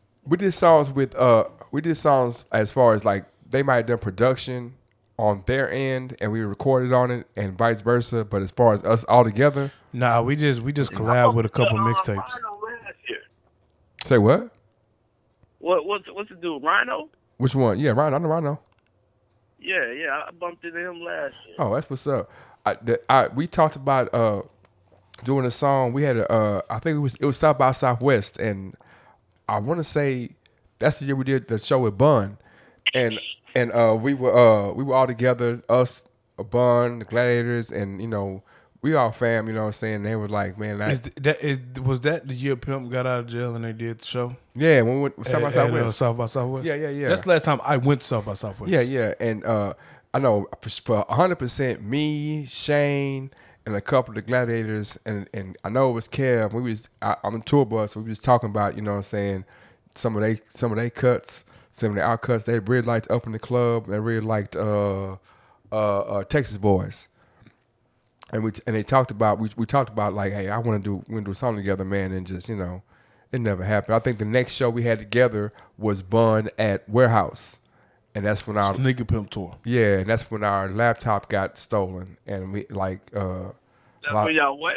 our laptop that would had like all our stuff on there got stolen out of our And then car. what happened to y'all mascot y'all used to have? So, Raylan T, the referee. I don't know, man. Referee. I don't know, man. He's made the podcast too, man. His presence is made. His physical appearance hasn't made the podcast. Yeah, after that boy two-piece. What? Say Man, Bug. he We didn't had two-piece me, man. He did not two-piece me. He two-piece. It was a one-piece. Ass. No fry, no shake. It was a one piece, and I wasn't looking. And We I gonna was call drunk. Mario one day, and Yeah. and he's gonna tell the truth. Yeah, Because there's always three sides to every story. Your side, my side, and then Mario the truth. Where was you at? Was you there that day? Nah, he wasn't there. Out in Rosenberg? Yeah.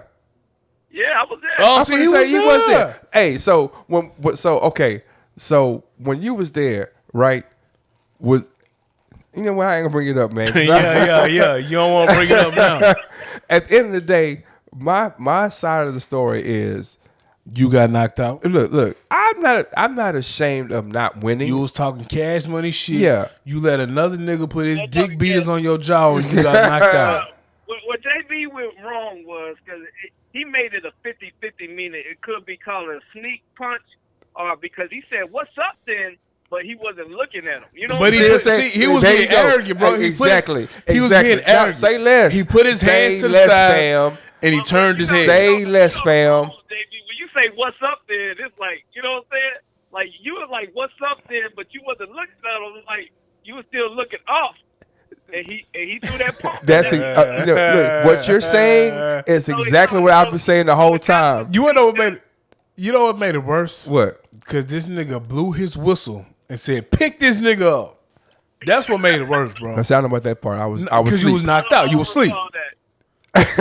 But what you're saying is exactly what I said. What you funny thing about that night, because everybody still performed except, you remember the Factory came out there with us. yeah. Speeds and Boogie. Yeah. And when that shit happened, they got in their car and left. They was like, "This is too real for us." Wow. Like, we didn't sign up for this, man. They got in their car and left. They was like, "All right, It was just normal shit for us. Hey, look, and at the end of the day, after all that, with the knot on the side of my jaw, still performed the show with didn't miss a word. That's what I'm saying. Well, you had to, though. Professionalism.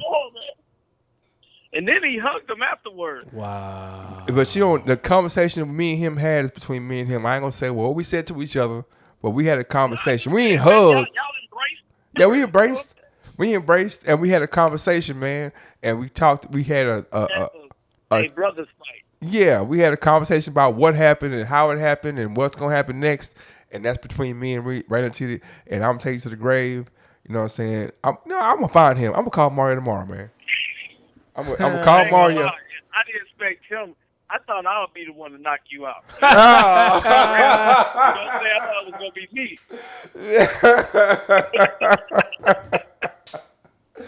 Oh man, you gonna have a thing. You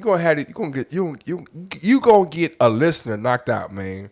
Yeah, because it ain't going to be me because I'm a two-piece show. You gonna get a listener knocked out. They gonna like, oh man, that's twice. He thought, oh man, they gonna be like, oh dang, this dude. Hey, yo, Doug, this what you do though, Doug. This gonna fuck them up. You come to the ring with a referee shirt on. Flashbacks. Nah, he might get too upset. You know what I'm saying? But yeah, I'm like, oh, I'm seeing red. Yeah, he might be too Yeah. upset. Woke up. You was like, nigga, not again. Not again. Not Yeah, this nah. time. No, Nah. not like this. Oh shit. Oh man. But you brought a bunch of clarity to the situation, man, because everything you said is what I've been saying the whole time, and he's been trying to tell the listeners that it was so. I'm like, nah, Well, bro. talking about, I shouldn't have to tell the listeners that you was dumb enough not to protect yourself at all times, bro. But I made a mistake, bro. How you gonna Players talk fuck up cash too, money man. shit to a nigga and then turn your Look, turned your head to the side? Dub, I say it like this, Dub. Like if me and you like about to, like if we gonna fight, we should have enough respect to let us both square up. You know what I'm saying? Yeah, Like, you should. Now, if you got hate for me, then you know what I'm saying? Like that, he might have had a little hate for JB at that time because he didn't let JB square up. Now But- JB, See what I'm saying? but see, real recognize real, no, man. Say it no. again, See, man. the problem is, Boog should have never put his guard down with no slander to Raylan T, the referee, but that one is man's. Say, the Like cold, Raylan the T, cold part about Raylan it, wasn't your man's, bro. He was Mario man's. Yeah, he wasn't your man. So but you the should have cold- just. The cold part about it is he wasn't really even mad at me. He was mad at. He thought it was me. He was mad at me because I wouldn't tell him who took his hat. Jason took his hat. Jason took his hat. Jason took his hat. Hey, you got slept for Drew. You know what I'm saying? But he asked me, and me being now you dirty macking on the fight. no. But no, he got mad at me, and so me being real, I was like, man, I don't know who took your hat. But so then he saw my hat and was like, wait, took my hat. I'm gonna take your hat. I'm like, no, you ain't taking my hat, bro. So you niggas got into a boxing match over No. a hat. I'm gonna be honest, JB. I think he did a process of elimination. He said, I don't want to fuck with Dub. I don't want to fuck with Kevin. That nigga Will, he quiet. I don't know him yet.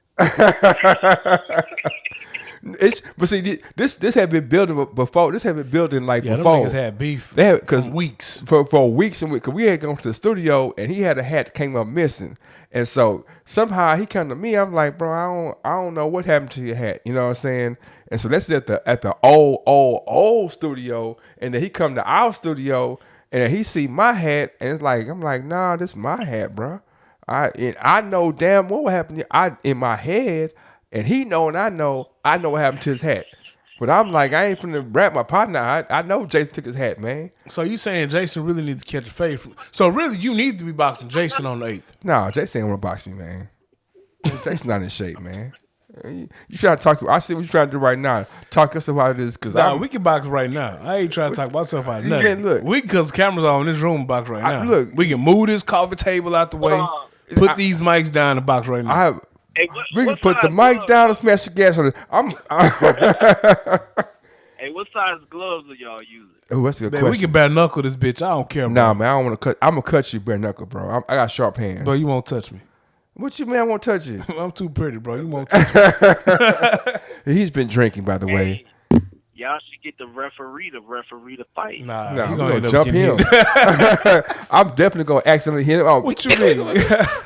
I would triple why he hit her. What you talking about? Imagine while y'all boxing, he blowing that whistle, doing that weird dance he used to do on stage. Oh man. He might get 2-piece twice. Yeah, it's like, what you doing, man? This is the wrong function for that. Y'all end up jumping him. You know what I'm talking about. We 40 now, bro. We jumping him. If we 40, y'all how old 40 is he? 43. He wasn't that much older than us, bro. Nah, he was Mario age. Well, how old is Mario? Mario is Mario ain't 50. he about 3 or 5, probably 4 or 5 from I 50. thought you and Mario were like the same age. No, Mario's maybe not. Mario's Wait, like, hold on. Y'all in y'all 40s, man? look at this guy. Come on now. Look at Will. this guy. You know you not that far behind. I'm saying.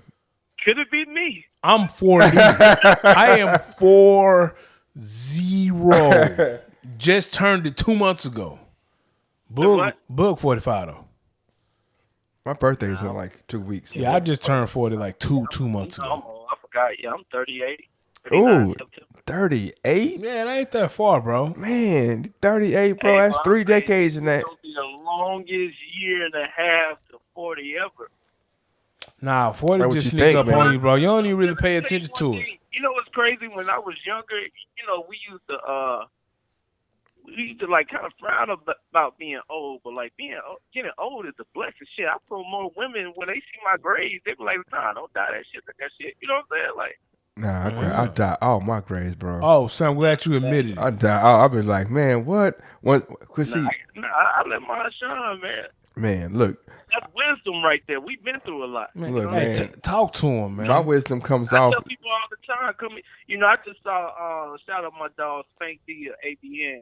I just saw him recently. We just spoke recently, and it was Yeah. just all love, and we just talked about, like where we come from. We ain't still supposed to be here. You know what I'm saying? So it's a blessing. Like, Yeah. every day above ground is a blessing for us. You know what I'm saying? So yeah, I'll never like. But see, hold on. But see, Book's still trying to pull these 21, 22-year-olds, man. Hold on. So he out here Hold up. Beijinging it up. Hold up. So Dub told me that SWAT means sweet with everything. Is that true, man? What's that again? He told me that SWAT. Sweet with all things. Sweet and the with all- nigga from the SWAT told me that, He said man. that SWAT means sweet with all things. Sweet with all things. Respectful. And now I know where to find y'all on a daily basis in A-Leaf. Hey, man, say, man. I didn't say it. That's what he told Hey, me. man, I say, didn't- man. I'm from the clock. You know what I'm talking about? So, Like I tell people all the time, when they be like, "Yo, you from the SWAT?" I said, "I'm from A-Leaf." That Southwest A-Leaf, Texas shit. The younger niggas started saying that shit. You know what I'm saying? And to me, the SWAT is still affiliated with the police. I thought That's SWAT what was I'm- Southwest Atlanta. nah, because them Westbury niggas claim they was from the SWAT. Oh man, I don't know. So it turned from Southwest A-Leaf, Texas, sweet with all things. That's what the young Nah, nigga it told ain't me. no sweet with all things. Man. Oh no. Heard that. Oh no. I told man. another nigga from I the mean, SWAT that y'all shit. He from, was ready to box too. y'all- Yeah. You from Harlem Clark? Man, I'm from Harold Clark, Texas. That's like, y'all don't know if y'all Southeast, Southwest. Don't do that. Don't do Yeah, that. get Don't him. do that. Get No, him. no. Get Don't him. do that. Y'all don't have an identity. Yeah, they in between What? everything. What? Nah, Hey. hey man. Yeah, we got our identity, Hey, man. if We it Clarkers. wasn't for Little Head, nobody would know what Harlem Clark was. If it weren't for who? He said Little little head.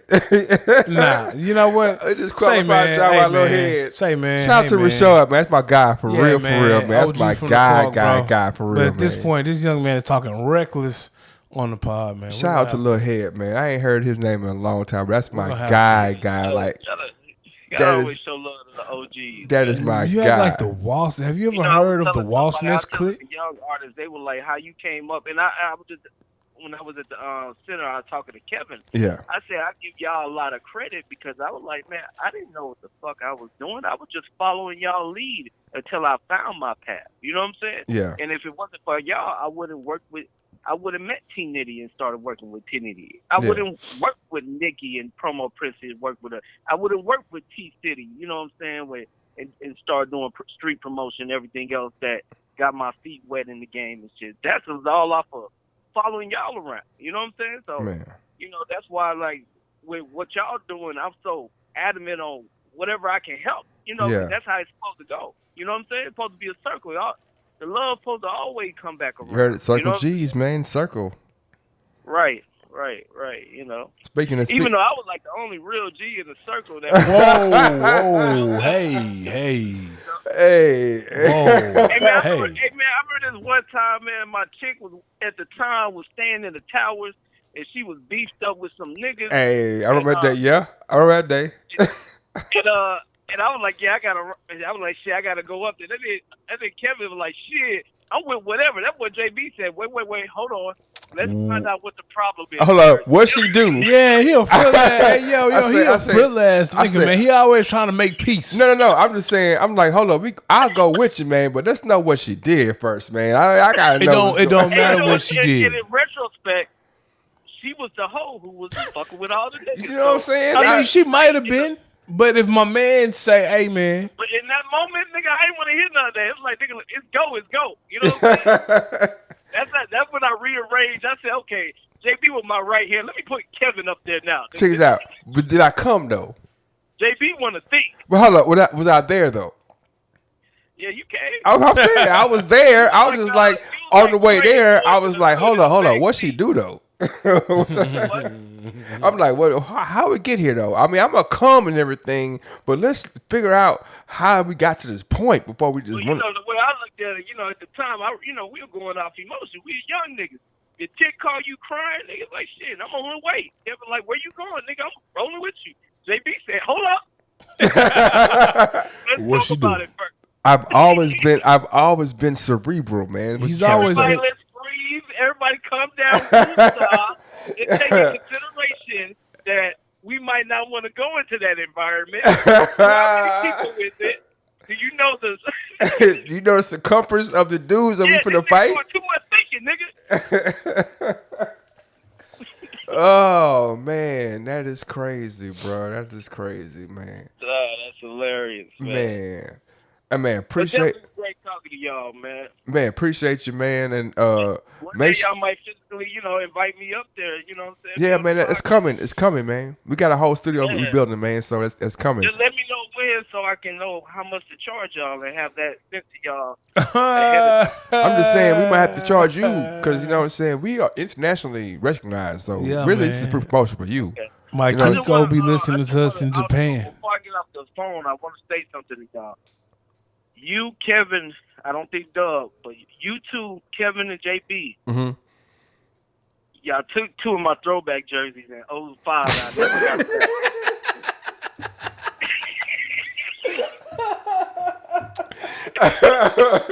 Those authentic throwback jerseys, niggas, I never got them back. What team was it, man? What team was it? Man, I don't even. I think. Man, let me go through y'all old pictures because y'all got them on. I need my shit back. I know y'all still got them. Hey, the funny part is I might have them because for some reason I'm the one who ended up having all the jerseys. I got I'm like, saying I have I none got of like them. 20 jerseys in my room. I had to go get a whole. I'm wearing a Paul Pierce right now, but I'm like, I don't have none. I had the Jim Brown. I don't know where that. Oh, I don't no. know where that's. At. I don't have no. I got a Butler. I know one of them was like a Chief. A Chief. Now see, I'm out of I here. got an Elway I don't know if Stanford. It was Chief. It was like burgundy and white. I remember that jersey. I ain't got that one. Look, I he's like the Chiefs. Oh yeah. No, I remember that one. I ain't got that one. Though. Look, all I got is basketball jerseys, and I got a. And there was the Michigan State one. I don't know. See, nope. All I got is basketball, and I got one. I got a Chicago Butler. Watch, I'm gonna catch y'all slipping one day. You'll have it all. You like, oh, this the one you were talking about? This one right here? Oh man, I thought. Yeah, no. I'm gonna see. I got the Lynn Bias.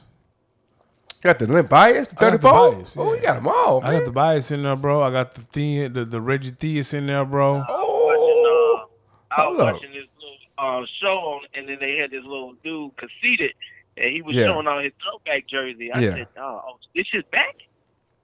Man. The problem with all the throwbacks I got is it was that era where the Yeah. baggy clothes era. Yeah, So even though I'm still a fat nigga, yeah. They them long. hoes is huge. Pause. Yo, I couldn't even fathom Come on, man. I wear motherfucking fitted jeans now, man. I couldn't fathom wearing them. Yeah. If I ever see your fit jeans, bro, I got roast on site, bro. What you mean, bro? You the one being here with these skin tight joggers on every week. Bruh. Talking about Adidas too small. Nigga, I be peeping. I just don't say nothing. Your shit be skin tight, bro. That's because I'm getting bigger, Hey, bro. JB, you out here- Because I'm working you out. here dressing like Droop now? He out here dressed like a little baby on the low. I'm telling you, that's because I'm getting bigger, bro. That's because I've been working out, man, for this October 8th, man. Watch this. Speed is power, man. Power is speed. That's all I gotta say. Slept, Hey, bro. I just want to be in attendance. Yeah, man. I'm ready already, man. Appreciate you for answering the phone call, man. And we're gonna get back with you, man. And all The love, pleasure all man. mine, man. Good chopping up with y'all boys, man. Y'all be safe. All right, bro. All right. Yeah. Bet. That was the one WILL, man. The Crane, long-time Circle G affiliate, you know, honorary Circle G. I ain't never put him out, you know what I'm saying? I don't, you know, the original Dirty Mac, you know All what I'm right. saying? So last segment, That second, man. and we're gonna keep it quick. Do we need to refill drinks for this No, last segment? I gotta go, man. All right. So look. We argued about this already over in the group text, in the Circle G group text. Now, I'm not putting it on them, but all I have to say is I had great joy last night as I was eating a fish dinner Okay. with the female Yeah. at the Acme Oyster Bar. Acme. That's the same shit that Buck Bunny's fuck with, right? Now, nigga. I'm just saying. Acme was the I same mean, shit. Acme was the brand of everything in Looney Tunes. Yeah, yes. yeah. I'm not eating shit from that, man. Oh, you tripping? That shit fire. So look, You're the same dude that be going to the gas station eateries, though. But keep going.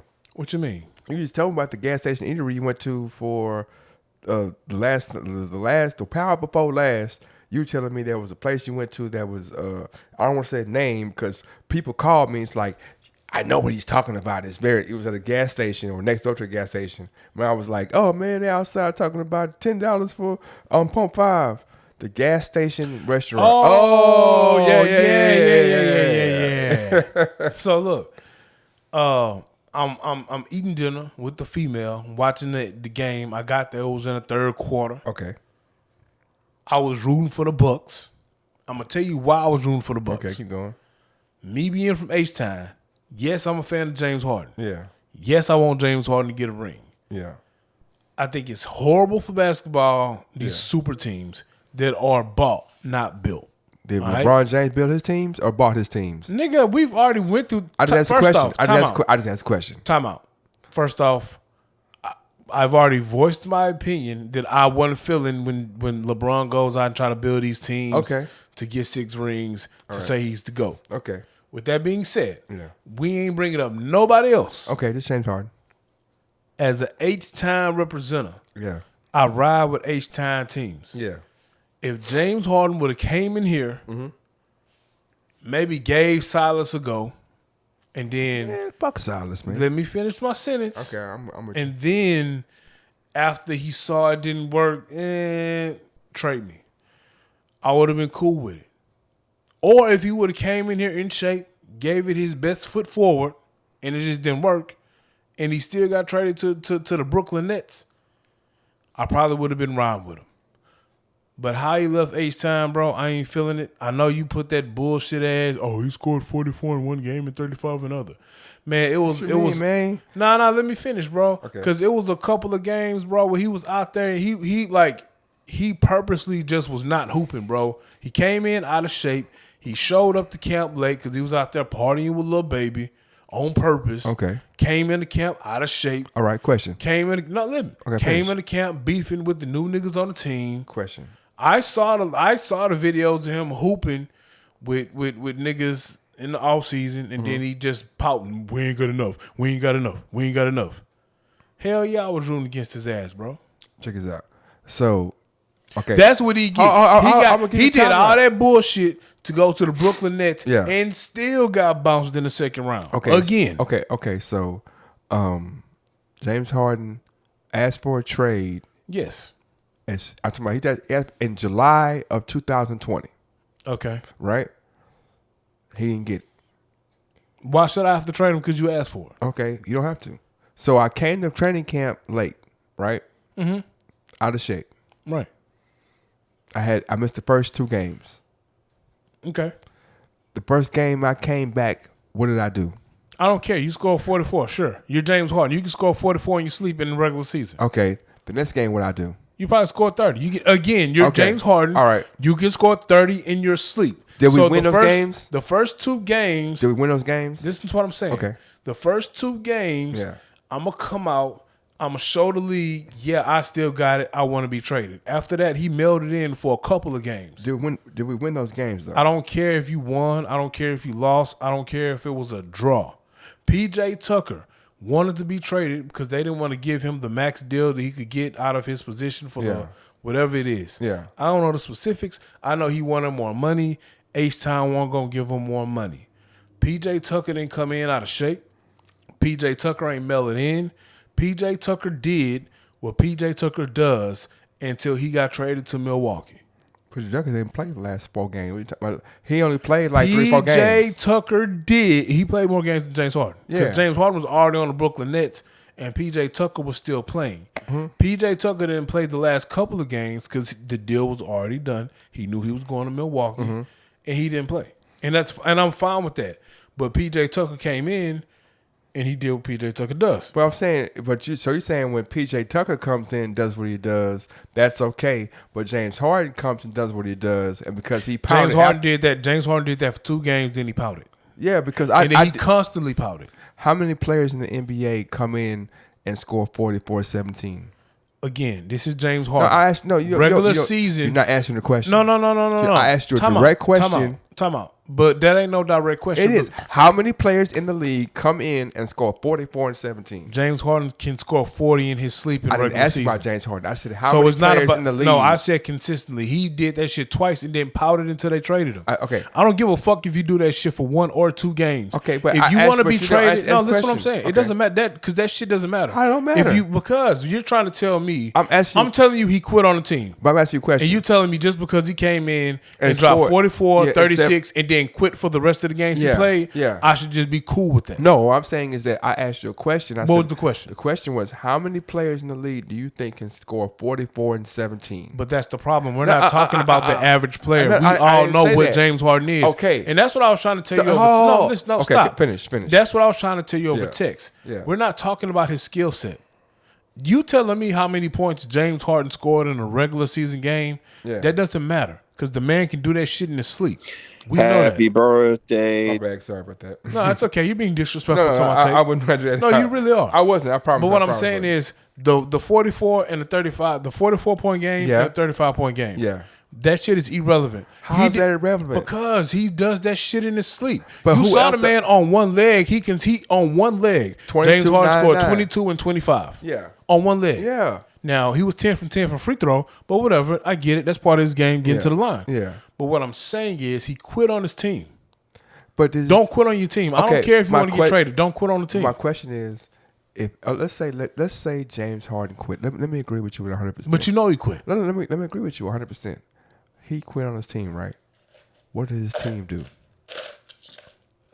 The team got blowed up at that point. No. When he scored 44-17, did somebody else come with 25 and 10? Did they win? I I'm asking you, did they win? No, they lost. And That's why what I'm did they lose? saying. Because nobody else came with anything else. So he showed up to camp late. He showed up to camp out of shape. Yeah. Then he isolated himself once he showed up. No, he didn't. Yes, he did. No, yes, he did. No. No, yes, he did. Okay, so what? Because If he did- the other quote unquote superstars that they brought to the team, Yeah, we're not good They- enough. well, they had beef with him. They had beef because Okay. of how he Keep showed talking, up keep talking. and what he was doing. All To right. the point where they had beef in practice. Okay, check this out. At the end of the day, what did John Wall do?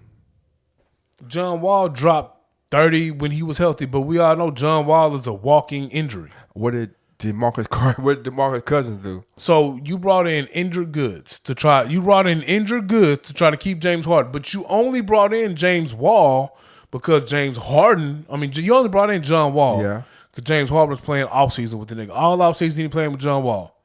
It looked like he want to play with John Wall. Then you bring John Wall in, and the nigga don't want to play with John Wall. Then what did he say? Who? James Harden. He just said they weren't good enough. Yeah, and so because James Harden says like, look, I play with him here. We're on this team. I'm looking at John Wall. I'm like, this nigga can't shoot. You're right. He just like the other guy you just left. He's Well, just hold like on. Westbrook. You brought He in can't Russell shoot. Westbrook. You wanted Westbrook here. Watch this. And this is how we end it. So No. You no. don't get to say this how we ended. Okay, this is my last comment on it.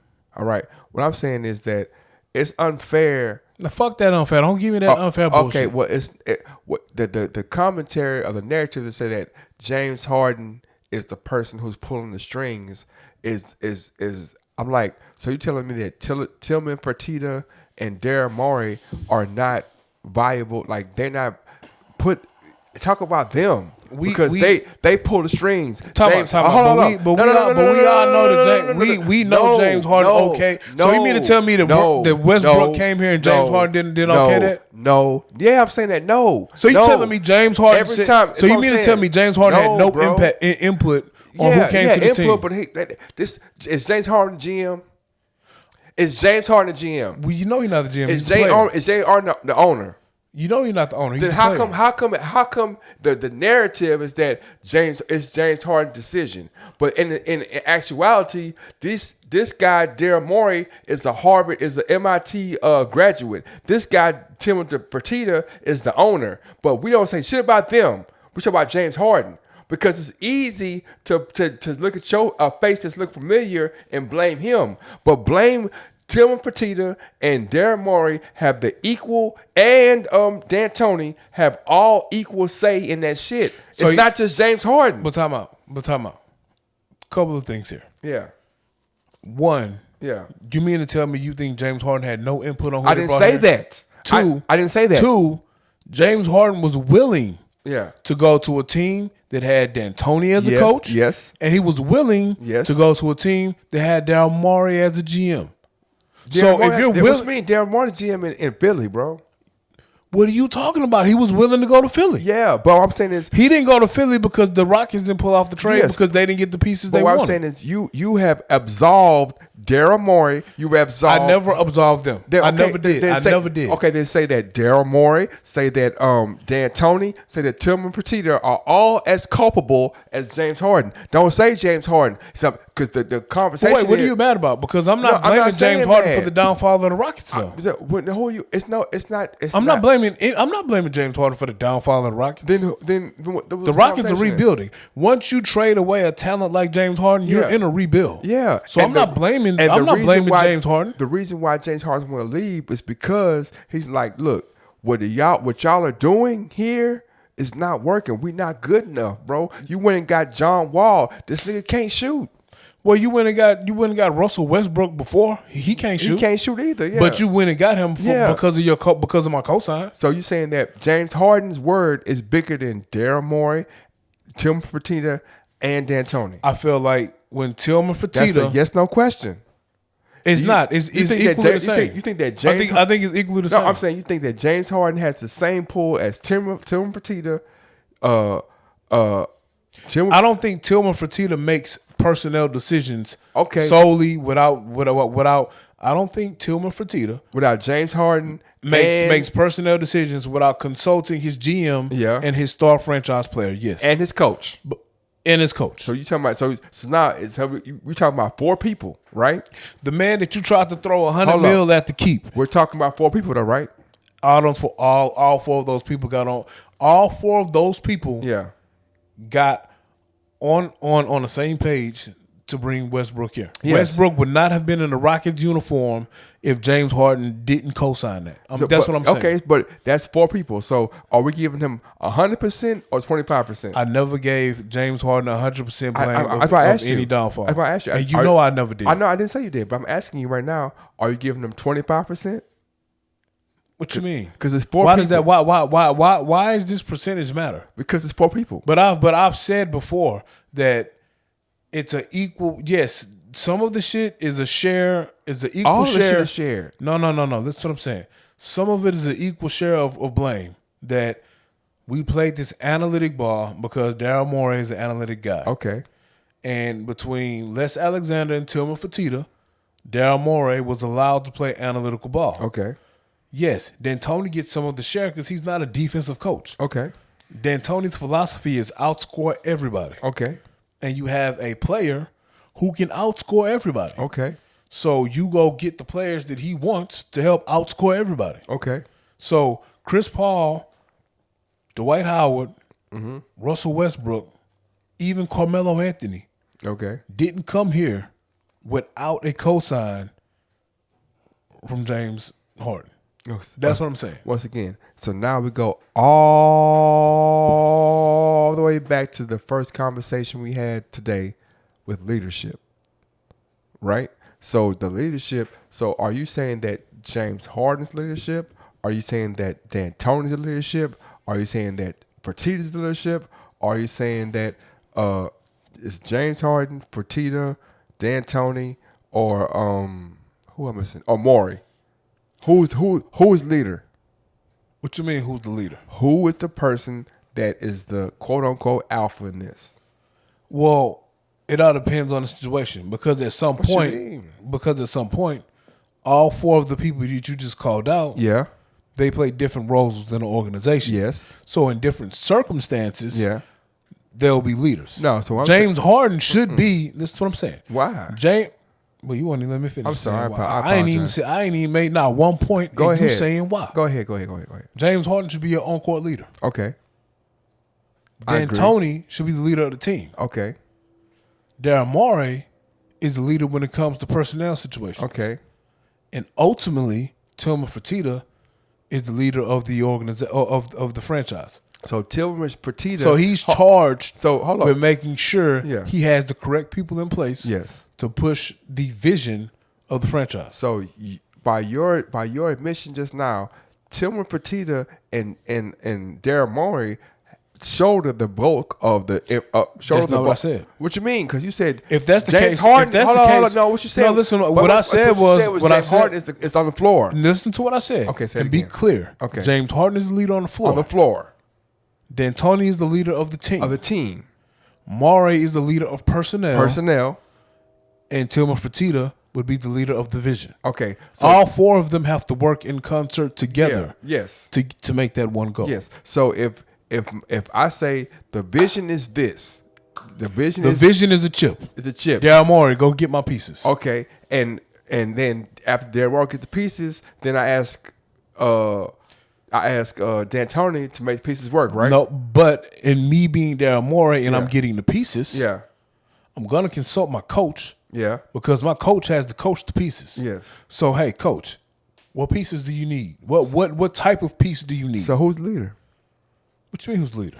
Who is the leader? I just broke it down to you. All four of them are leaders in different aspects of the organization. So once again, and they all four work in concert together. Once again, so how can we say that James Harden is the person who let me finish. How can we say that James Harden is responsible, or James Harden is? I had the run of the organization when it's three other people who should be working with me in cohesion to make this work. No one ever said it was all on James Harden. It You can't keep be. no. Time out. You keep bringing that analogy up. I've never said it was all on James Harden. Then who's it on? I've never said that. Who's it on? I've just laid it out to you many of times that it's on multiple people, not just then one person. that's what I'm saying. So, But I've if it- always said that. if it's So I on- don't if understand it's- what this- if it's what on this argument is about. Look, if it's on multiple people, then James Harden's role. What going back to what you said at the beginning, James Harden came to camp and put up 44 and 17 after he didn't play. That's one game. The next game he could put 30 and something. That's two games. Okay, so tell me about explain to me what happened with the other 8 games. did we win those 2 games? It doesn't matter. Hold on, no, it does matter. No, it doesn't matter. It does. Know It why? doesn't matter. Because after those 2 games, he's like, "Dang, we can't win. We're not good enough." And we're not. No, hold on. he came into camp with the attitude of I want to be traded. That's yeah, he did. He came into camp with the attitude of I want to be traded because Daryl Morey was gone. No, his he coach said was that- gone. he said and that- no, he they said said that it June. though. No, In they June he said wanted but to be no. traded. Boogie. Him Yeah. and Russell Westbrook said it. Yeah. After D'Antoni was gone, Yeah. They said they wanted a certain coach. That's in June. Listen to what I'm saying. Yeah. They said they wanted a certain coach. Yeah. Or was it Eric Snow? Was that the coach they wanted? No, they wanted. Who was the coach they They wanted? wanted Ty Lue. They wanted Tyrone Lue. Yeah. Once Tyrone Lue was not the coach, Yeah. they wanted out. That's in June. They wanted out. That's in June. What they got? What does that in June mean? What, So what the fuck does that have to do What I'm with saying anything? is that I said I wanted out in June. Okay. Y'all didn't move me. I don't have to. You don't have to. I don't have to. So when it comes to September, and now it's like you want me to perform, I'm like I asked y'all before we got to the like we not seeing eye to eye. Go ahead and move me. Do I have to? You don't have to. You're on the contract and you get paid handsomely for that contract. Yeah. Am I correct? Yeah, but I also, don't have to trade you. You don't have to. I ain't gotta play. I could have sat you on the edge of the bench and let you just sit there for 3 more years. Why not? And let your value drop. It's not gonna drop. It will drop. For who? He ain't moved in 3 years. At this point, he's a locker room counselor. Who? James Harden. So what happened? And he's getting the label as it is. But What whatever. happened? What happened? He came in the camp out of shape. And what happened? He got traded. No. You skipping the whole part. What you mean? What I happened? came I came to camp out of shape, and what happened? You giving I me scored- 2 games. Yeah. 2 games, Boogie. To show you that, like, nigga, I don't give a fuck if I came this whole in shape or out of shape. I'm the coldest motherfucker on this whole. If I'm a superstar on another team, Yeah. I don't want to deal with that because you quit on your team because you had a temper tantrum. So how do I know? Listen to what I'm saying. Okay. How do I know if you come over here, something doesn't go your way, you have a temper tantrum, and you quit on the team? If I'm a superstar, Okay, I'm no, asking- but I'm listen, asking- okay, listen, yeah, listen, I but wait, heard but you, wait, I heard you. I'm but finna time out, respond to you. no, time out. Listen to I'm what I'm saying, responding 'cause to I'm you. not done yet. Okay, go ahead. If I'm a superstar on the Bulls Yeah. and I'm one piece away from getting the ring, Yeah. I don't know if I want you on my team because if something goes on that you don't agree with, Mm-hmm. you're going to have a temper tantrum and you're going to quit on me. I don't want that type of player on my team. Okay, I'm gonna ask you 3 questions. And let me finish my questions. Did LeBron quit on Cleveland? I'm not talking about anybody else. Did KD quit on OKC? I'm not talking about anybody Did else. D Wade quit did Steve Nash quit on Dallas? I'm not talking about anybody So else. what I'm saying is that if you're gonna apply that, if you And no, LeBron, let me no, finish. but LeBron, he didn't quit on his team. Yes, he did. He left. What you mean? He left after the season. He quit in the okay. So He didn't quit in the middle of a game. He did not. Neither did James Harden. James Harden just quit. James Harden was coming in the game, mailing it in, passing the ball off, not shooting, not getting to the line. James Harden had a game where he got to the line twice. You name me a game where James Harden only gets to the line twice. Did Kobe quit? Hell no, Kobe ain't quit. You remember the game when the whole game he passed the ball the whole game? So you think Kobe's a quitter? I asked you a question. Did Kobe quit Nah, on the Kobe Lakers? ain't quit. Rest in peace, Kobe Look it Bryant. up. Look it up. James Harden would never be Kobe Look Bryant. it up. Look James it up. Harden would never be Kobe Look it Bryant. up. Kobe So quit. you making an excuse In the for playoff quitting. in the playoffs, Kobe quit on Lakers and passed the ball the entire game. He only had like 10 attempts the whole game. Name me a game when Kobe only had 10 attempts in the playoffs. So you justifying it? No, I'm telling you that. So you justifying it? Yes, I am. Okay. I'm saying that you are saying that he did this, and I am showing you that everybody you can name, you're saying a superstar, and I'm saying Kobe, LeBron, KD, D Wade, you name it. When the situation wasn't right, they like, man, why would I play in this shit? I don't think that's a true statement. So Because you are the main person who you're not a LeBron fan. Matter of fact, you criticized LeBron for walking off the court early, right? Or are you gonna give James I did time not. out? I Yes, did not. you did. We came in here and did it. We came in here and called it poor sportsmanship. Okay, that yeah. LeBron pouted and walked off the Yeah, court. yeah. And you said that he walked off because he said he was going to get treatment. And you said he could have got the treatment after the game. He could have. You criticized him for that. Yeah. You criticized him when he walked The out. optics were bad. No. And actually, the game that you're speaking of, when you're saying he quit, Yeah. you're saying he quit because he saw he was down in a deficit in an elimination game. Yep. And they pulled him out the game. Yeah. They pulled him out the game. Yeah. He dapped up everybody, walked off the court, Yeah. took his jersey off, Okay. gave it to a fan in the stands. Okay. Because he knew he wasn't coming back to Cleveland. Huh?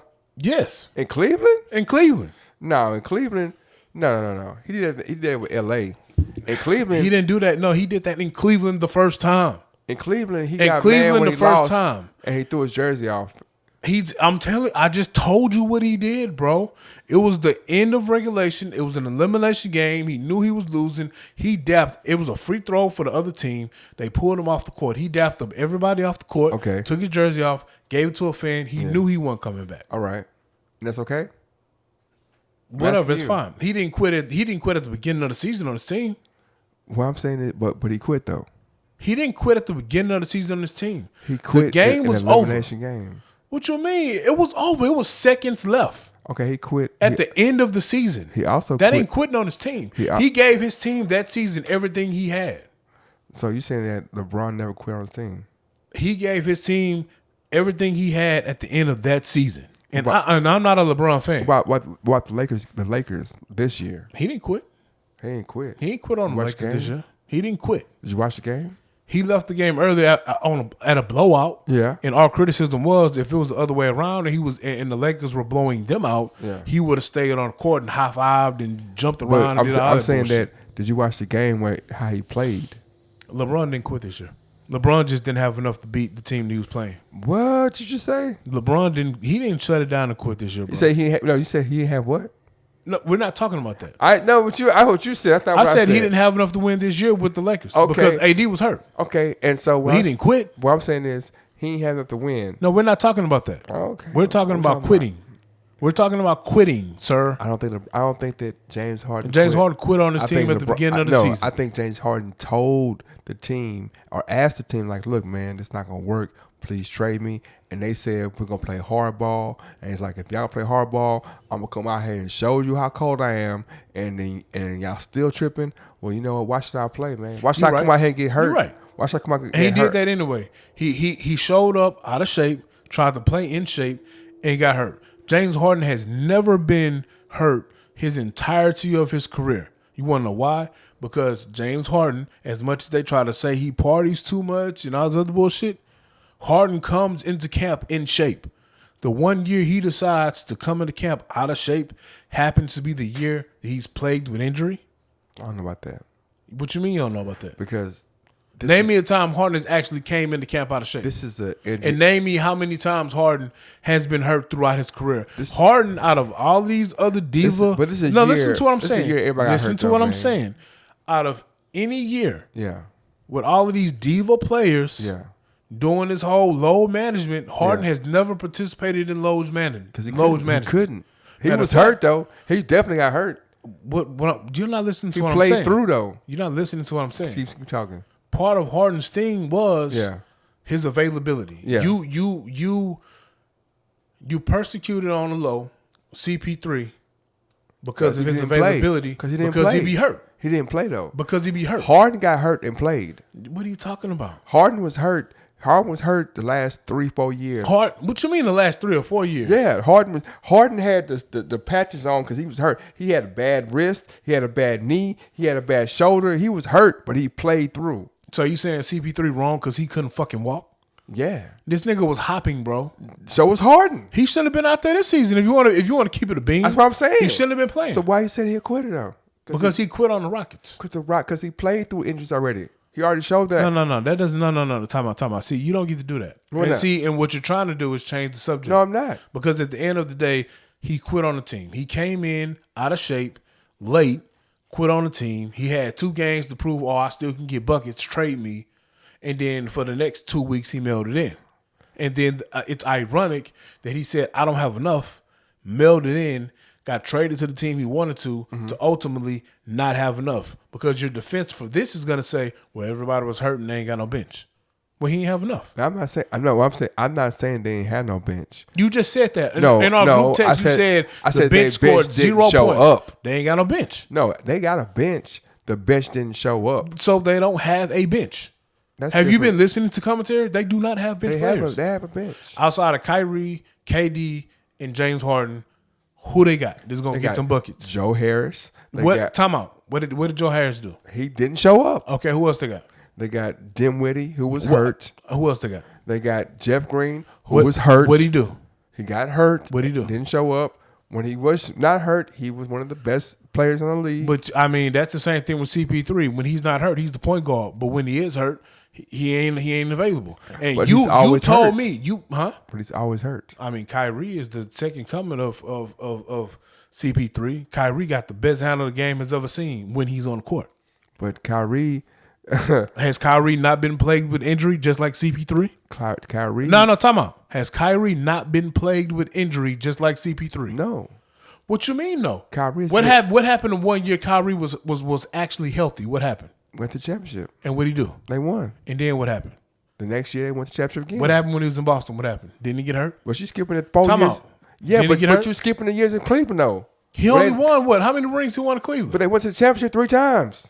When LeBron won that, did he make it to the championships once? But when LeBron was there, Once LeBron got there, See? he made it to the 3 chip. times. 3 times. When LeBron got there. Because he had and help. Then, Because he had help. Or did LeBron have help? And then after that, he said, "Hey man, I want to be the man. I don't want to play with LeBron. I want to be the man." Went to Boston and had to apologize to LeBron because he realized, "Hey man, this being the man shit is kind of tough." Baby, I've been See, that's what you do. No, And I'm and now looking you at- I'm looking at something. That's not no. And now you want to be playing distractions. I'm not playing distraction. I'm saying It's that all good, though. You are I just think that it's deflecting from the fact, like you said. I'm not deflecting No, anything. you're saying that you said okay when Kyrie's by himself, he. We're not talking about Kyrie. We're talking about James fucking Harden. James Harden had a great Rockets career. We're not talking about the great Rockets career. In the last 10 games of his career, he showed up. He quit. I want to see somebody else quit and have 44 and 17, 30 and 12. He quit again. The talent is not in question. James Harden get buckets in his sleep. Yeah, We know that. yeah. It's ironic. See, here you I'm go not. with this shit again. I unplugged it. No. I unplugged it, So what's you the problem? unplug it, but you play the song knowing damn well it's I gonna wasn't play trying on to play the the- song. I was Yes, just trying to you see are, something. bro. It was interesting to me, man. Yeah. You want to look at something else because you know that you don't have no rebuttal. Because the funny thing is, he say he ain't got enough. He quit on his team, ran to this superstar team, and still got bounced in the second round. 4 out of the 5 years, he's been bounced in the second round. I wouldn't say it's accurate, but I mean, Was not accurate. 4 out of the 5 years he been bounced in the second round. Look it up. Google it. You Google everything. okay. You tell me how many out of the 5 years, how many times has he been bounced in the second round? Let's Out talk of about 5 it. years, out of 8 years. I said out of the past 5 years, how many times has he been bounced in the second round? but he's played. I asked you a question, sir, about the last 5 years. So why you put why is 5 years? To I asked you a question, sir. But I'm asking you a question. I'm All asking right, you a question. year 1, he got bounced by Portland in the first round. Year 2, when did he get bounced? Tell me. Western Conference Finals, wasn't it? Year 2, when did he get bounced, sir? Tell me.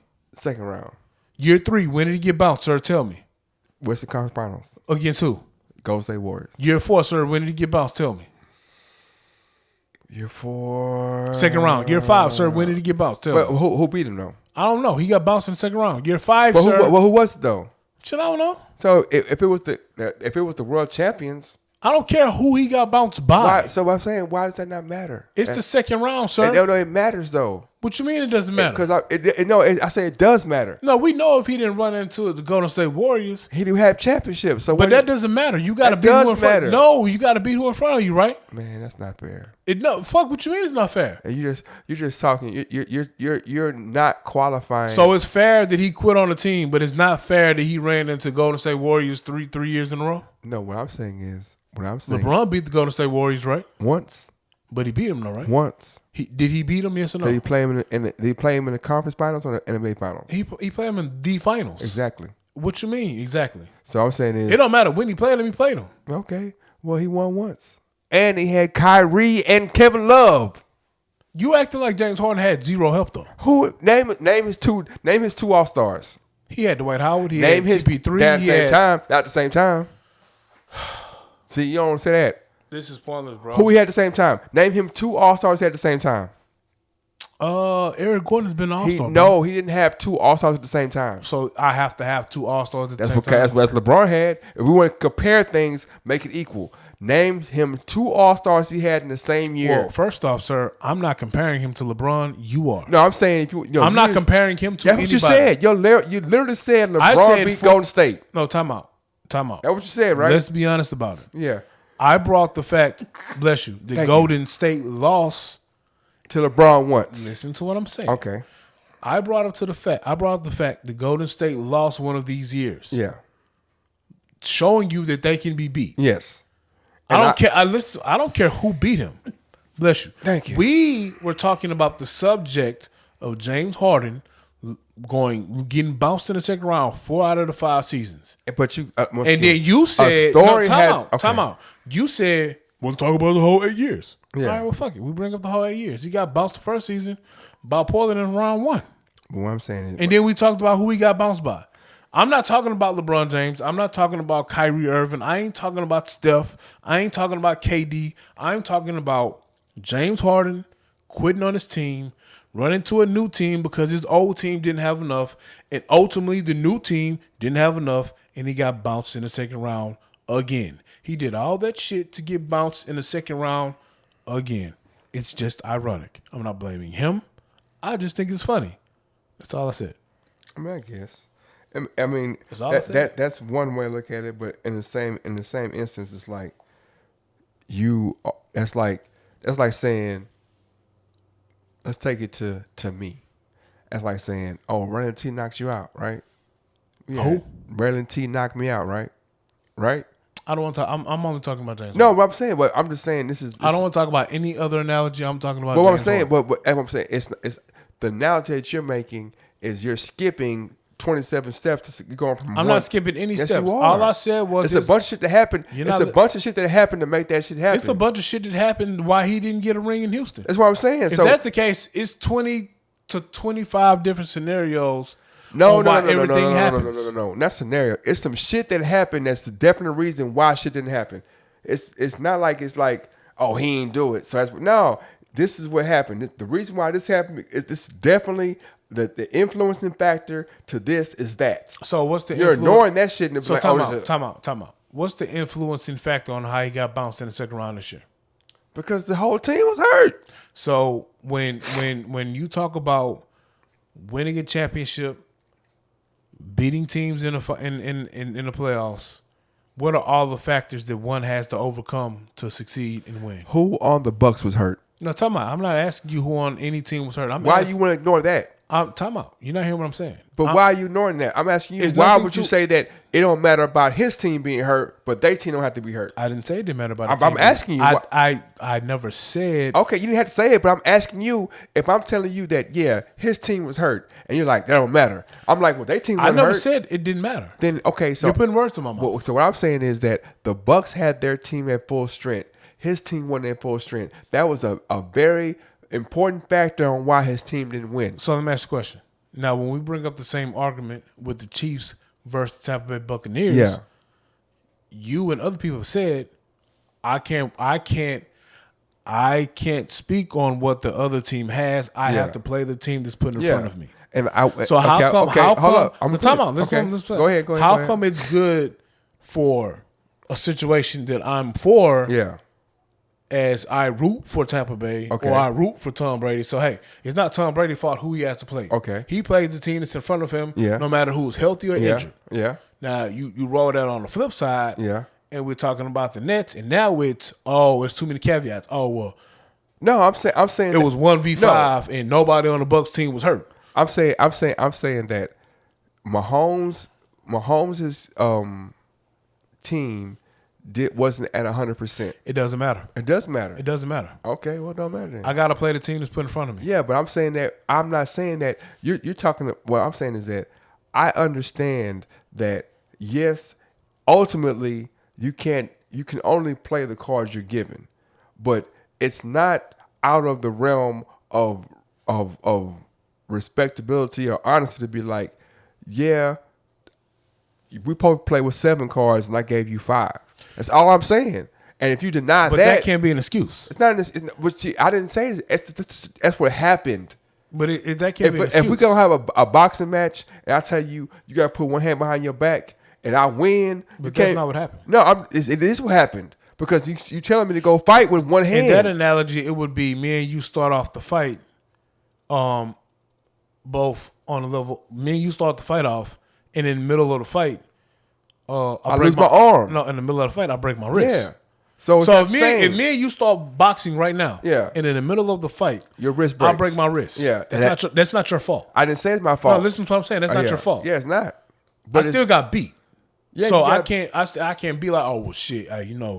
If I ain't break my wrist, I would have whooped his ass. But you can't say if I broke my wrist, we could know who was the real winner. No, what I can say is, all right, we'll get a rematch, and after that rematch, we'll see what happens. That's all I'm saying. That's all I'm saying. But the Because on the flip side, the flip side is this: No, if Giannis would have been out, yeah, it wouldn't have been the same. nah, we wouldn't be having this conversation. But I'm saying it wouldn't be the same. But I'm If saying, Giannis would have been out, we wouldn't have been having this yeah. conversation. What I'm saying is if Giannis would have been out, it'd have been like, damn, they beat them, but they ain't have Giannis. Nah, so the same caveat thing. is he did all of that lip wrestling and quitting on his team to go to this team and still be in the same boat he's been in. No, because he was hurt though. And I don't care if he was hurt. You didn't even talk about him being hurt himself. Bro, I just said he in the same boat he's been in. I don't think so. What you mean you don't think so? I think that in this, Did he or did he not get bounced in the second round? see what I'm saying? I'm Once asking you. You keep jumping to the end. If we talk about a situation and all we talk about is the effect and not talk about the cause, then you're not being true to the situation. What you mean? There's a cause and an effect. If Well, let me ask you a question. yeah. Why did he not beat the Golden State Warriors? I'm asking you. Why do you think he didn't beat the Golden To State me, Warriors? there were different reasons, different times. So give them to me. So one instance he beat them because his team did some historically bad shit. Okay. As far as missing all them damn shots. All right. That had never happened before ever in the history of the NBA. Okay. And Time out. yeah. Is it safe to say that 1 year he had a bench that gave him no support? Yes. Okay. What happened second time? And the second time, the Golden State Warriors outplayed his team. Like it's not because he. What I'm saying is, it be No. different. Well, why did they outplay his team? What was the? They had better players. Okay, and what else happened? That's it. There were no injuries to the Houston Rockets. No. Are you sure? Where? Who got hurt? That's the year CP3 hurt his hamstring. Am Oh I yeah, correct? yeah. So you're right. CP3 they would have beat the Warriors. I totally They had him agree. on the ropes. Oh, they had a better chance. No, talking about they Yeah. had him on the ropes. Yeah. CP3 messed up his hamstring. Yes. CP3 couldn't run, He couldn't play at all. so he didn't play. Yeah. Not because he didn't want to play. Yeah. But because he couldn't play. He couldn't play. Exactly. All right. So what happened year 3? Year 3 what? What happened to the third year that he lost to the Golden State Warriors? 1 year it was CP3. 1 year was the 0-4-27, and 1 year. So 1 year was no bench support. The next year there was an injury. Yeah. What was the last time he lost to the Golden State Warriors? Let me think. So the last time he lost to the Golden State Warriors, that was the year KD actually got hurt. Am I correct? I'm not sure. I am correct. And he had his whole team. Yeah. Because that's Who the was year who- that the who- Golden State Warriors No, lost no, no. to the... That's the year of CP3, bro. No, CP3 got hurt 1 year. The next year, Kevin Durant got hurt. And So you telling me it was Kevin Durant and Kevin Durant got hurt last year. So who was our hard team that year? It was CP3. He got hurt. Exactly. No, That's the year CP3 CP3 got hurt. the first year. The second year, Kevin Durant messed up his because CP3 Kevin Durant didn't play last season CP3 because he was didn't out. play. CP3 didn't play. So you telling me CP3 was hurt 2 seasons in a row? No, he was on the first year. You know, Who did we CP3 can play look for it up. last year? We can look it up. Because last year he played for Oklahoma. Last year CP3 played for Oklahoma. Yeah, Westbrook was in Houston. yeah, They got bounced in the second round in the bubble. yeah. That was Westbrook. The year before that, CP3's in Houston, CP3 was in Houston. Yeah. Kevin Durant got hurt, and CP3 got hurt that year. and the Golden State Warriors lost to the Cleveland Cavaliers. no, Golden State Warriors lost to the Toronto Raptors. Oh yeah. The year before In the finals. In the finals. Yeah. But it doesn't matter. They lost to the Raptors. Yeah. The year before that, Yeah. CP3 fucked his hamstring up, and the Raptors eliminated the Rockets. And the Raptors went not on the and beat Raptors, the Golden State the Warriors. Golden State Warriors eliminated the Raptors, and the Golden State Warriors went on to redeem themselves and beat the fuck out of Cleveland. Because the year before that, the Golden State Warriors lost to LeBron James. Because after the Golden State Warriors beat LeBron James in Cleveland, LeBron left Cleveland and went to LA and didn't make the playoffs because he got hurt. Okay, hold on. Thank you. Hold on. We're gonna. But you go ahead and fact check me, sir. I'm gonna fact check you. Okay, so Yeah. they lost Yep. in 2019 to the Lakers, right? They lost in 2009 to the They lost in the bubble to the Lakers. yeah. Then they lost to They Golden State. lost to Golden State. Yeah, So it was Golden State, Lakers. It was Golden State, Lakers, and then trade to Brooklyn. That's the last 4 years, sir. and also the Spurs in 16. Sir, I just told you the last 4 years. Look. Golden State, Lakers, and then he got traded. It was Lakers, Golden State, Spurs. You telling me that he lost to the Spurs in 2019? No, look. 2019 was Lakers. The bubble is the Lakers, sir. Yeah, Bubbles is Lakers. The bubble is the Lakers. Who did he lose to before the bubbles? Warriors. Who did he lose to before the Warriors? Warriors. That's what I just said, sir. I And said before that, no. that's Time three. out, sir. That's 3. Time out. That's Listen, 3. Listen to what I said, sir. Yeah. Are you listening to what I said? I'm listening, yeah. I said Warriors, Lakers, Yeah. trade. That's what I said. You talking about trade year? I What said what Warriors, playoffs? Warriors, Lakers, and trade. That's what I said. Okay, well I'm saying this. And I told you the last 2 years he had CP3, and then I rolled you into the year he had Russell Westbrook, Yeah. and then I rolled you to the year he got traded, because that's what we were talking about, sir. Who do you have? Who I'm not talking about Spurs. Okay. I'm not talking about who we had for that. I'm trying to see. But I'm not talking about that. I'm just trying to see. I'm not talking about that. Why can't I look and see though? You can look and see, but that's not what we were talking about, sir. You said the Raptors championship. The Raptors championship year is the year he lost to the fucking Warriors. Okay. And I mean, because why are you mad that I want a fact check? I'm not fact I'm checking not you. mad at anything. I'm just trying to. I'm not mad at anything, get bro. clarity I'm so I don't telling make- you what happened, so I don't and you're trying to misspeak. make up an excuse. No, I'm telling you what There's happened. no. See, you keep putting the word. No. I'm excuse telling you what happened, bro. I told you what happened.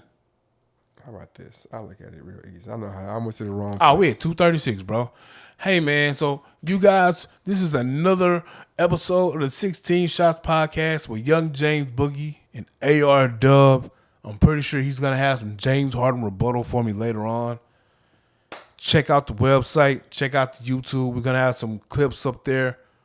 Some great video of Young James Boogie out here giving his hot takes on sports, relationships, and political ideas. Leave us a comment, and we out.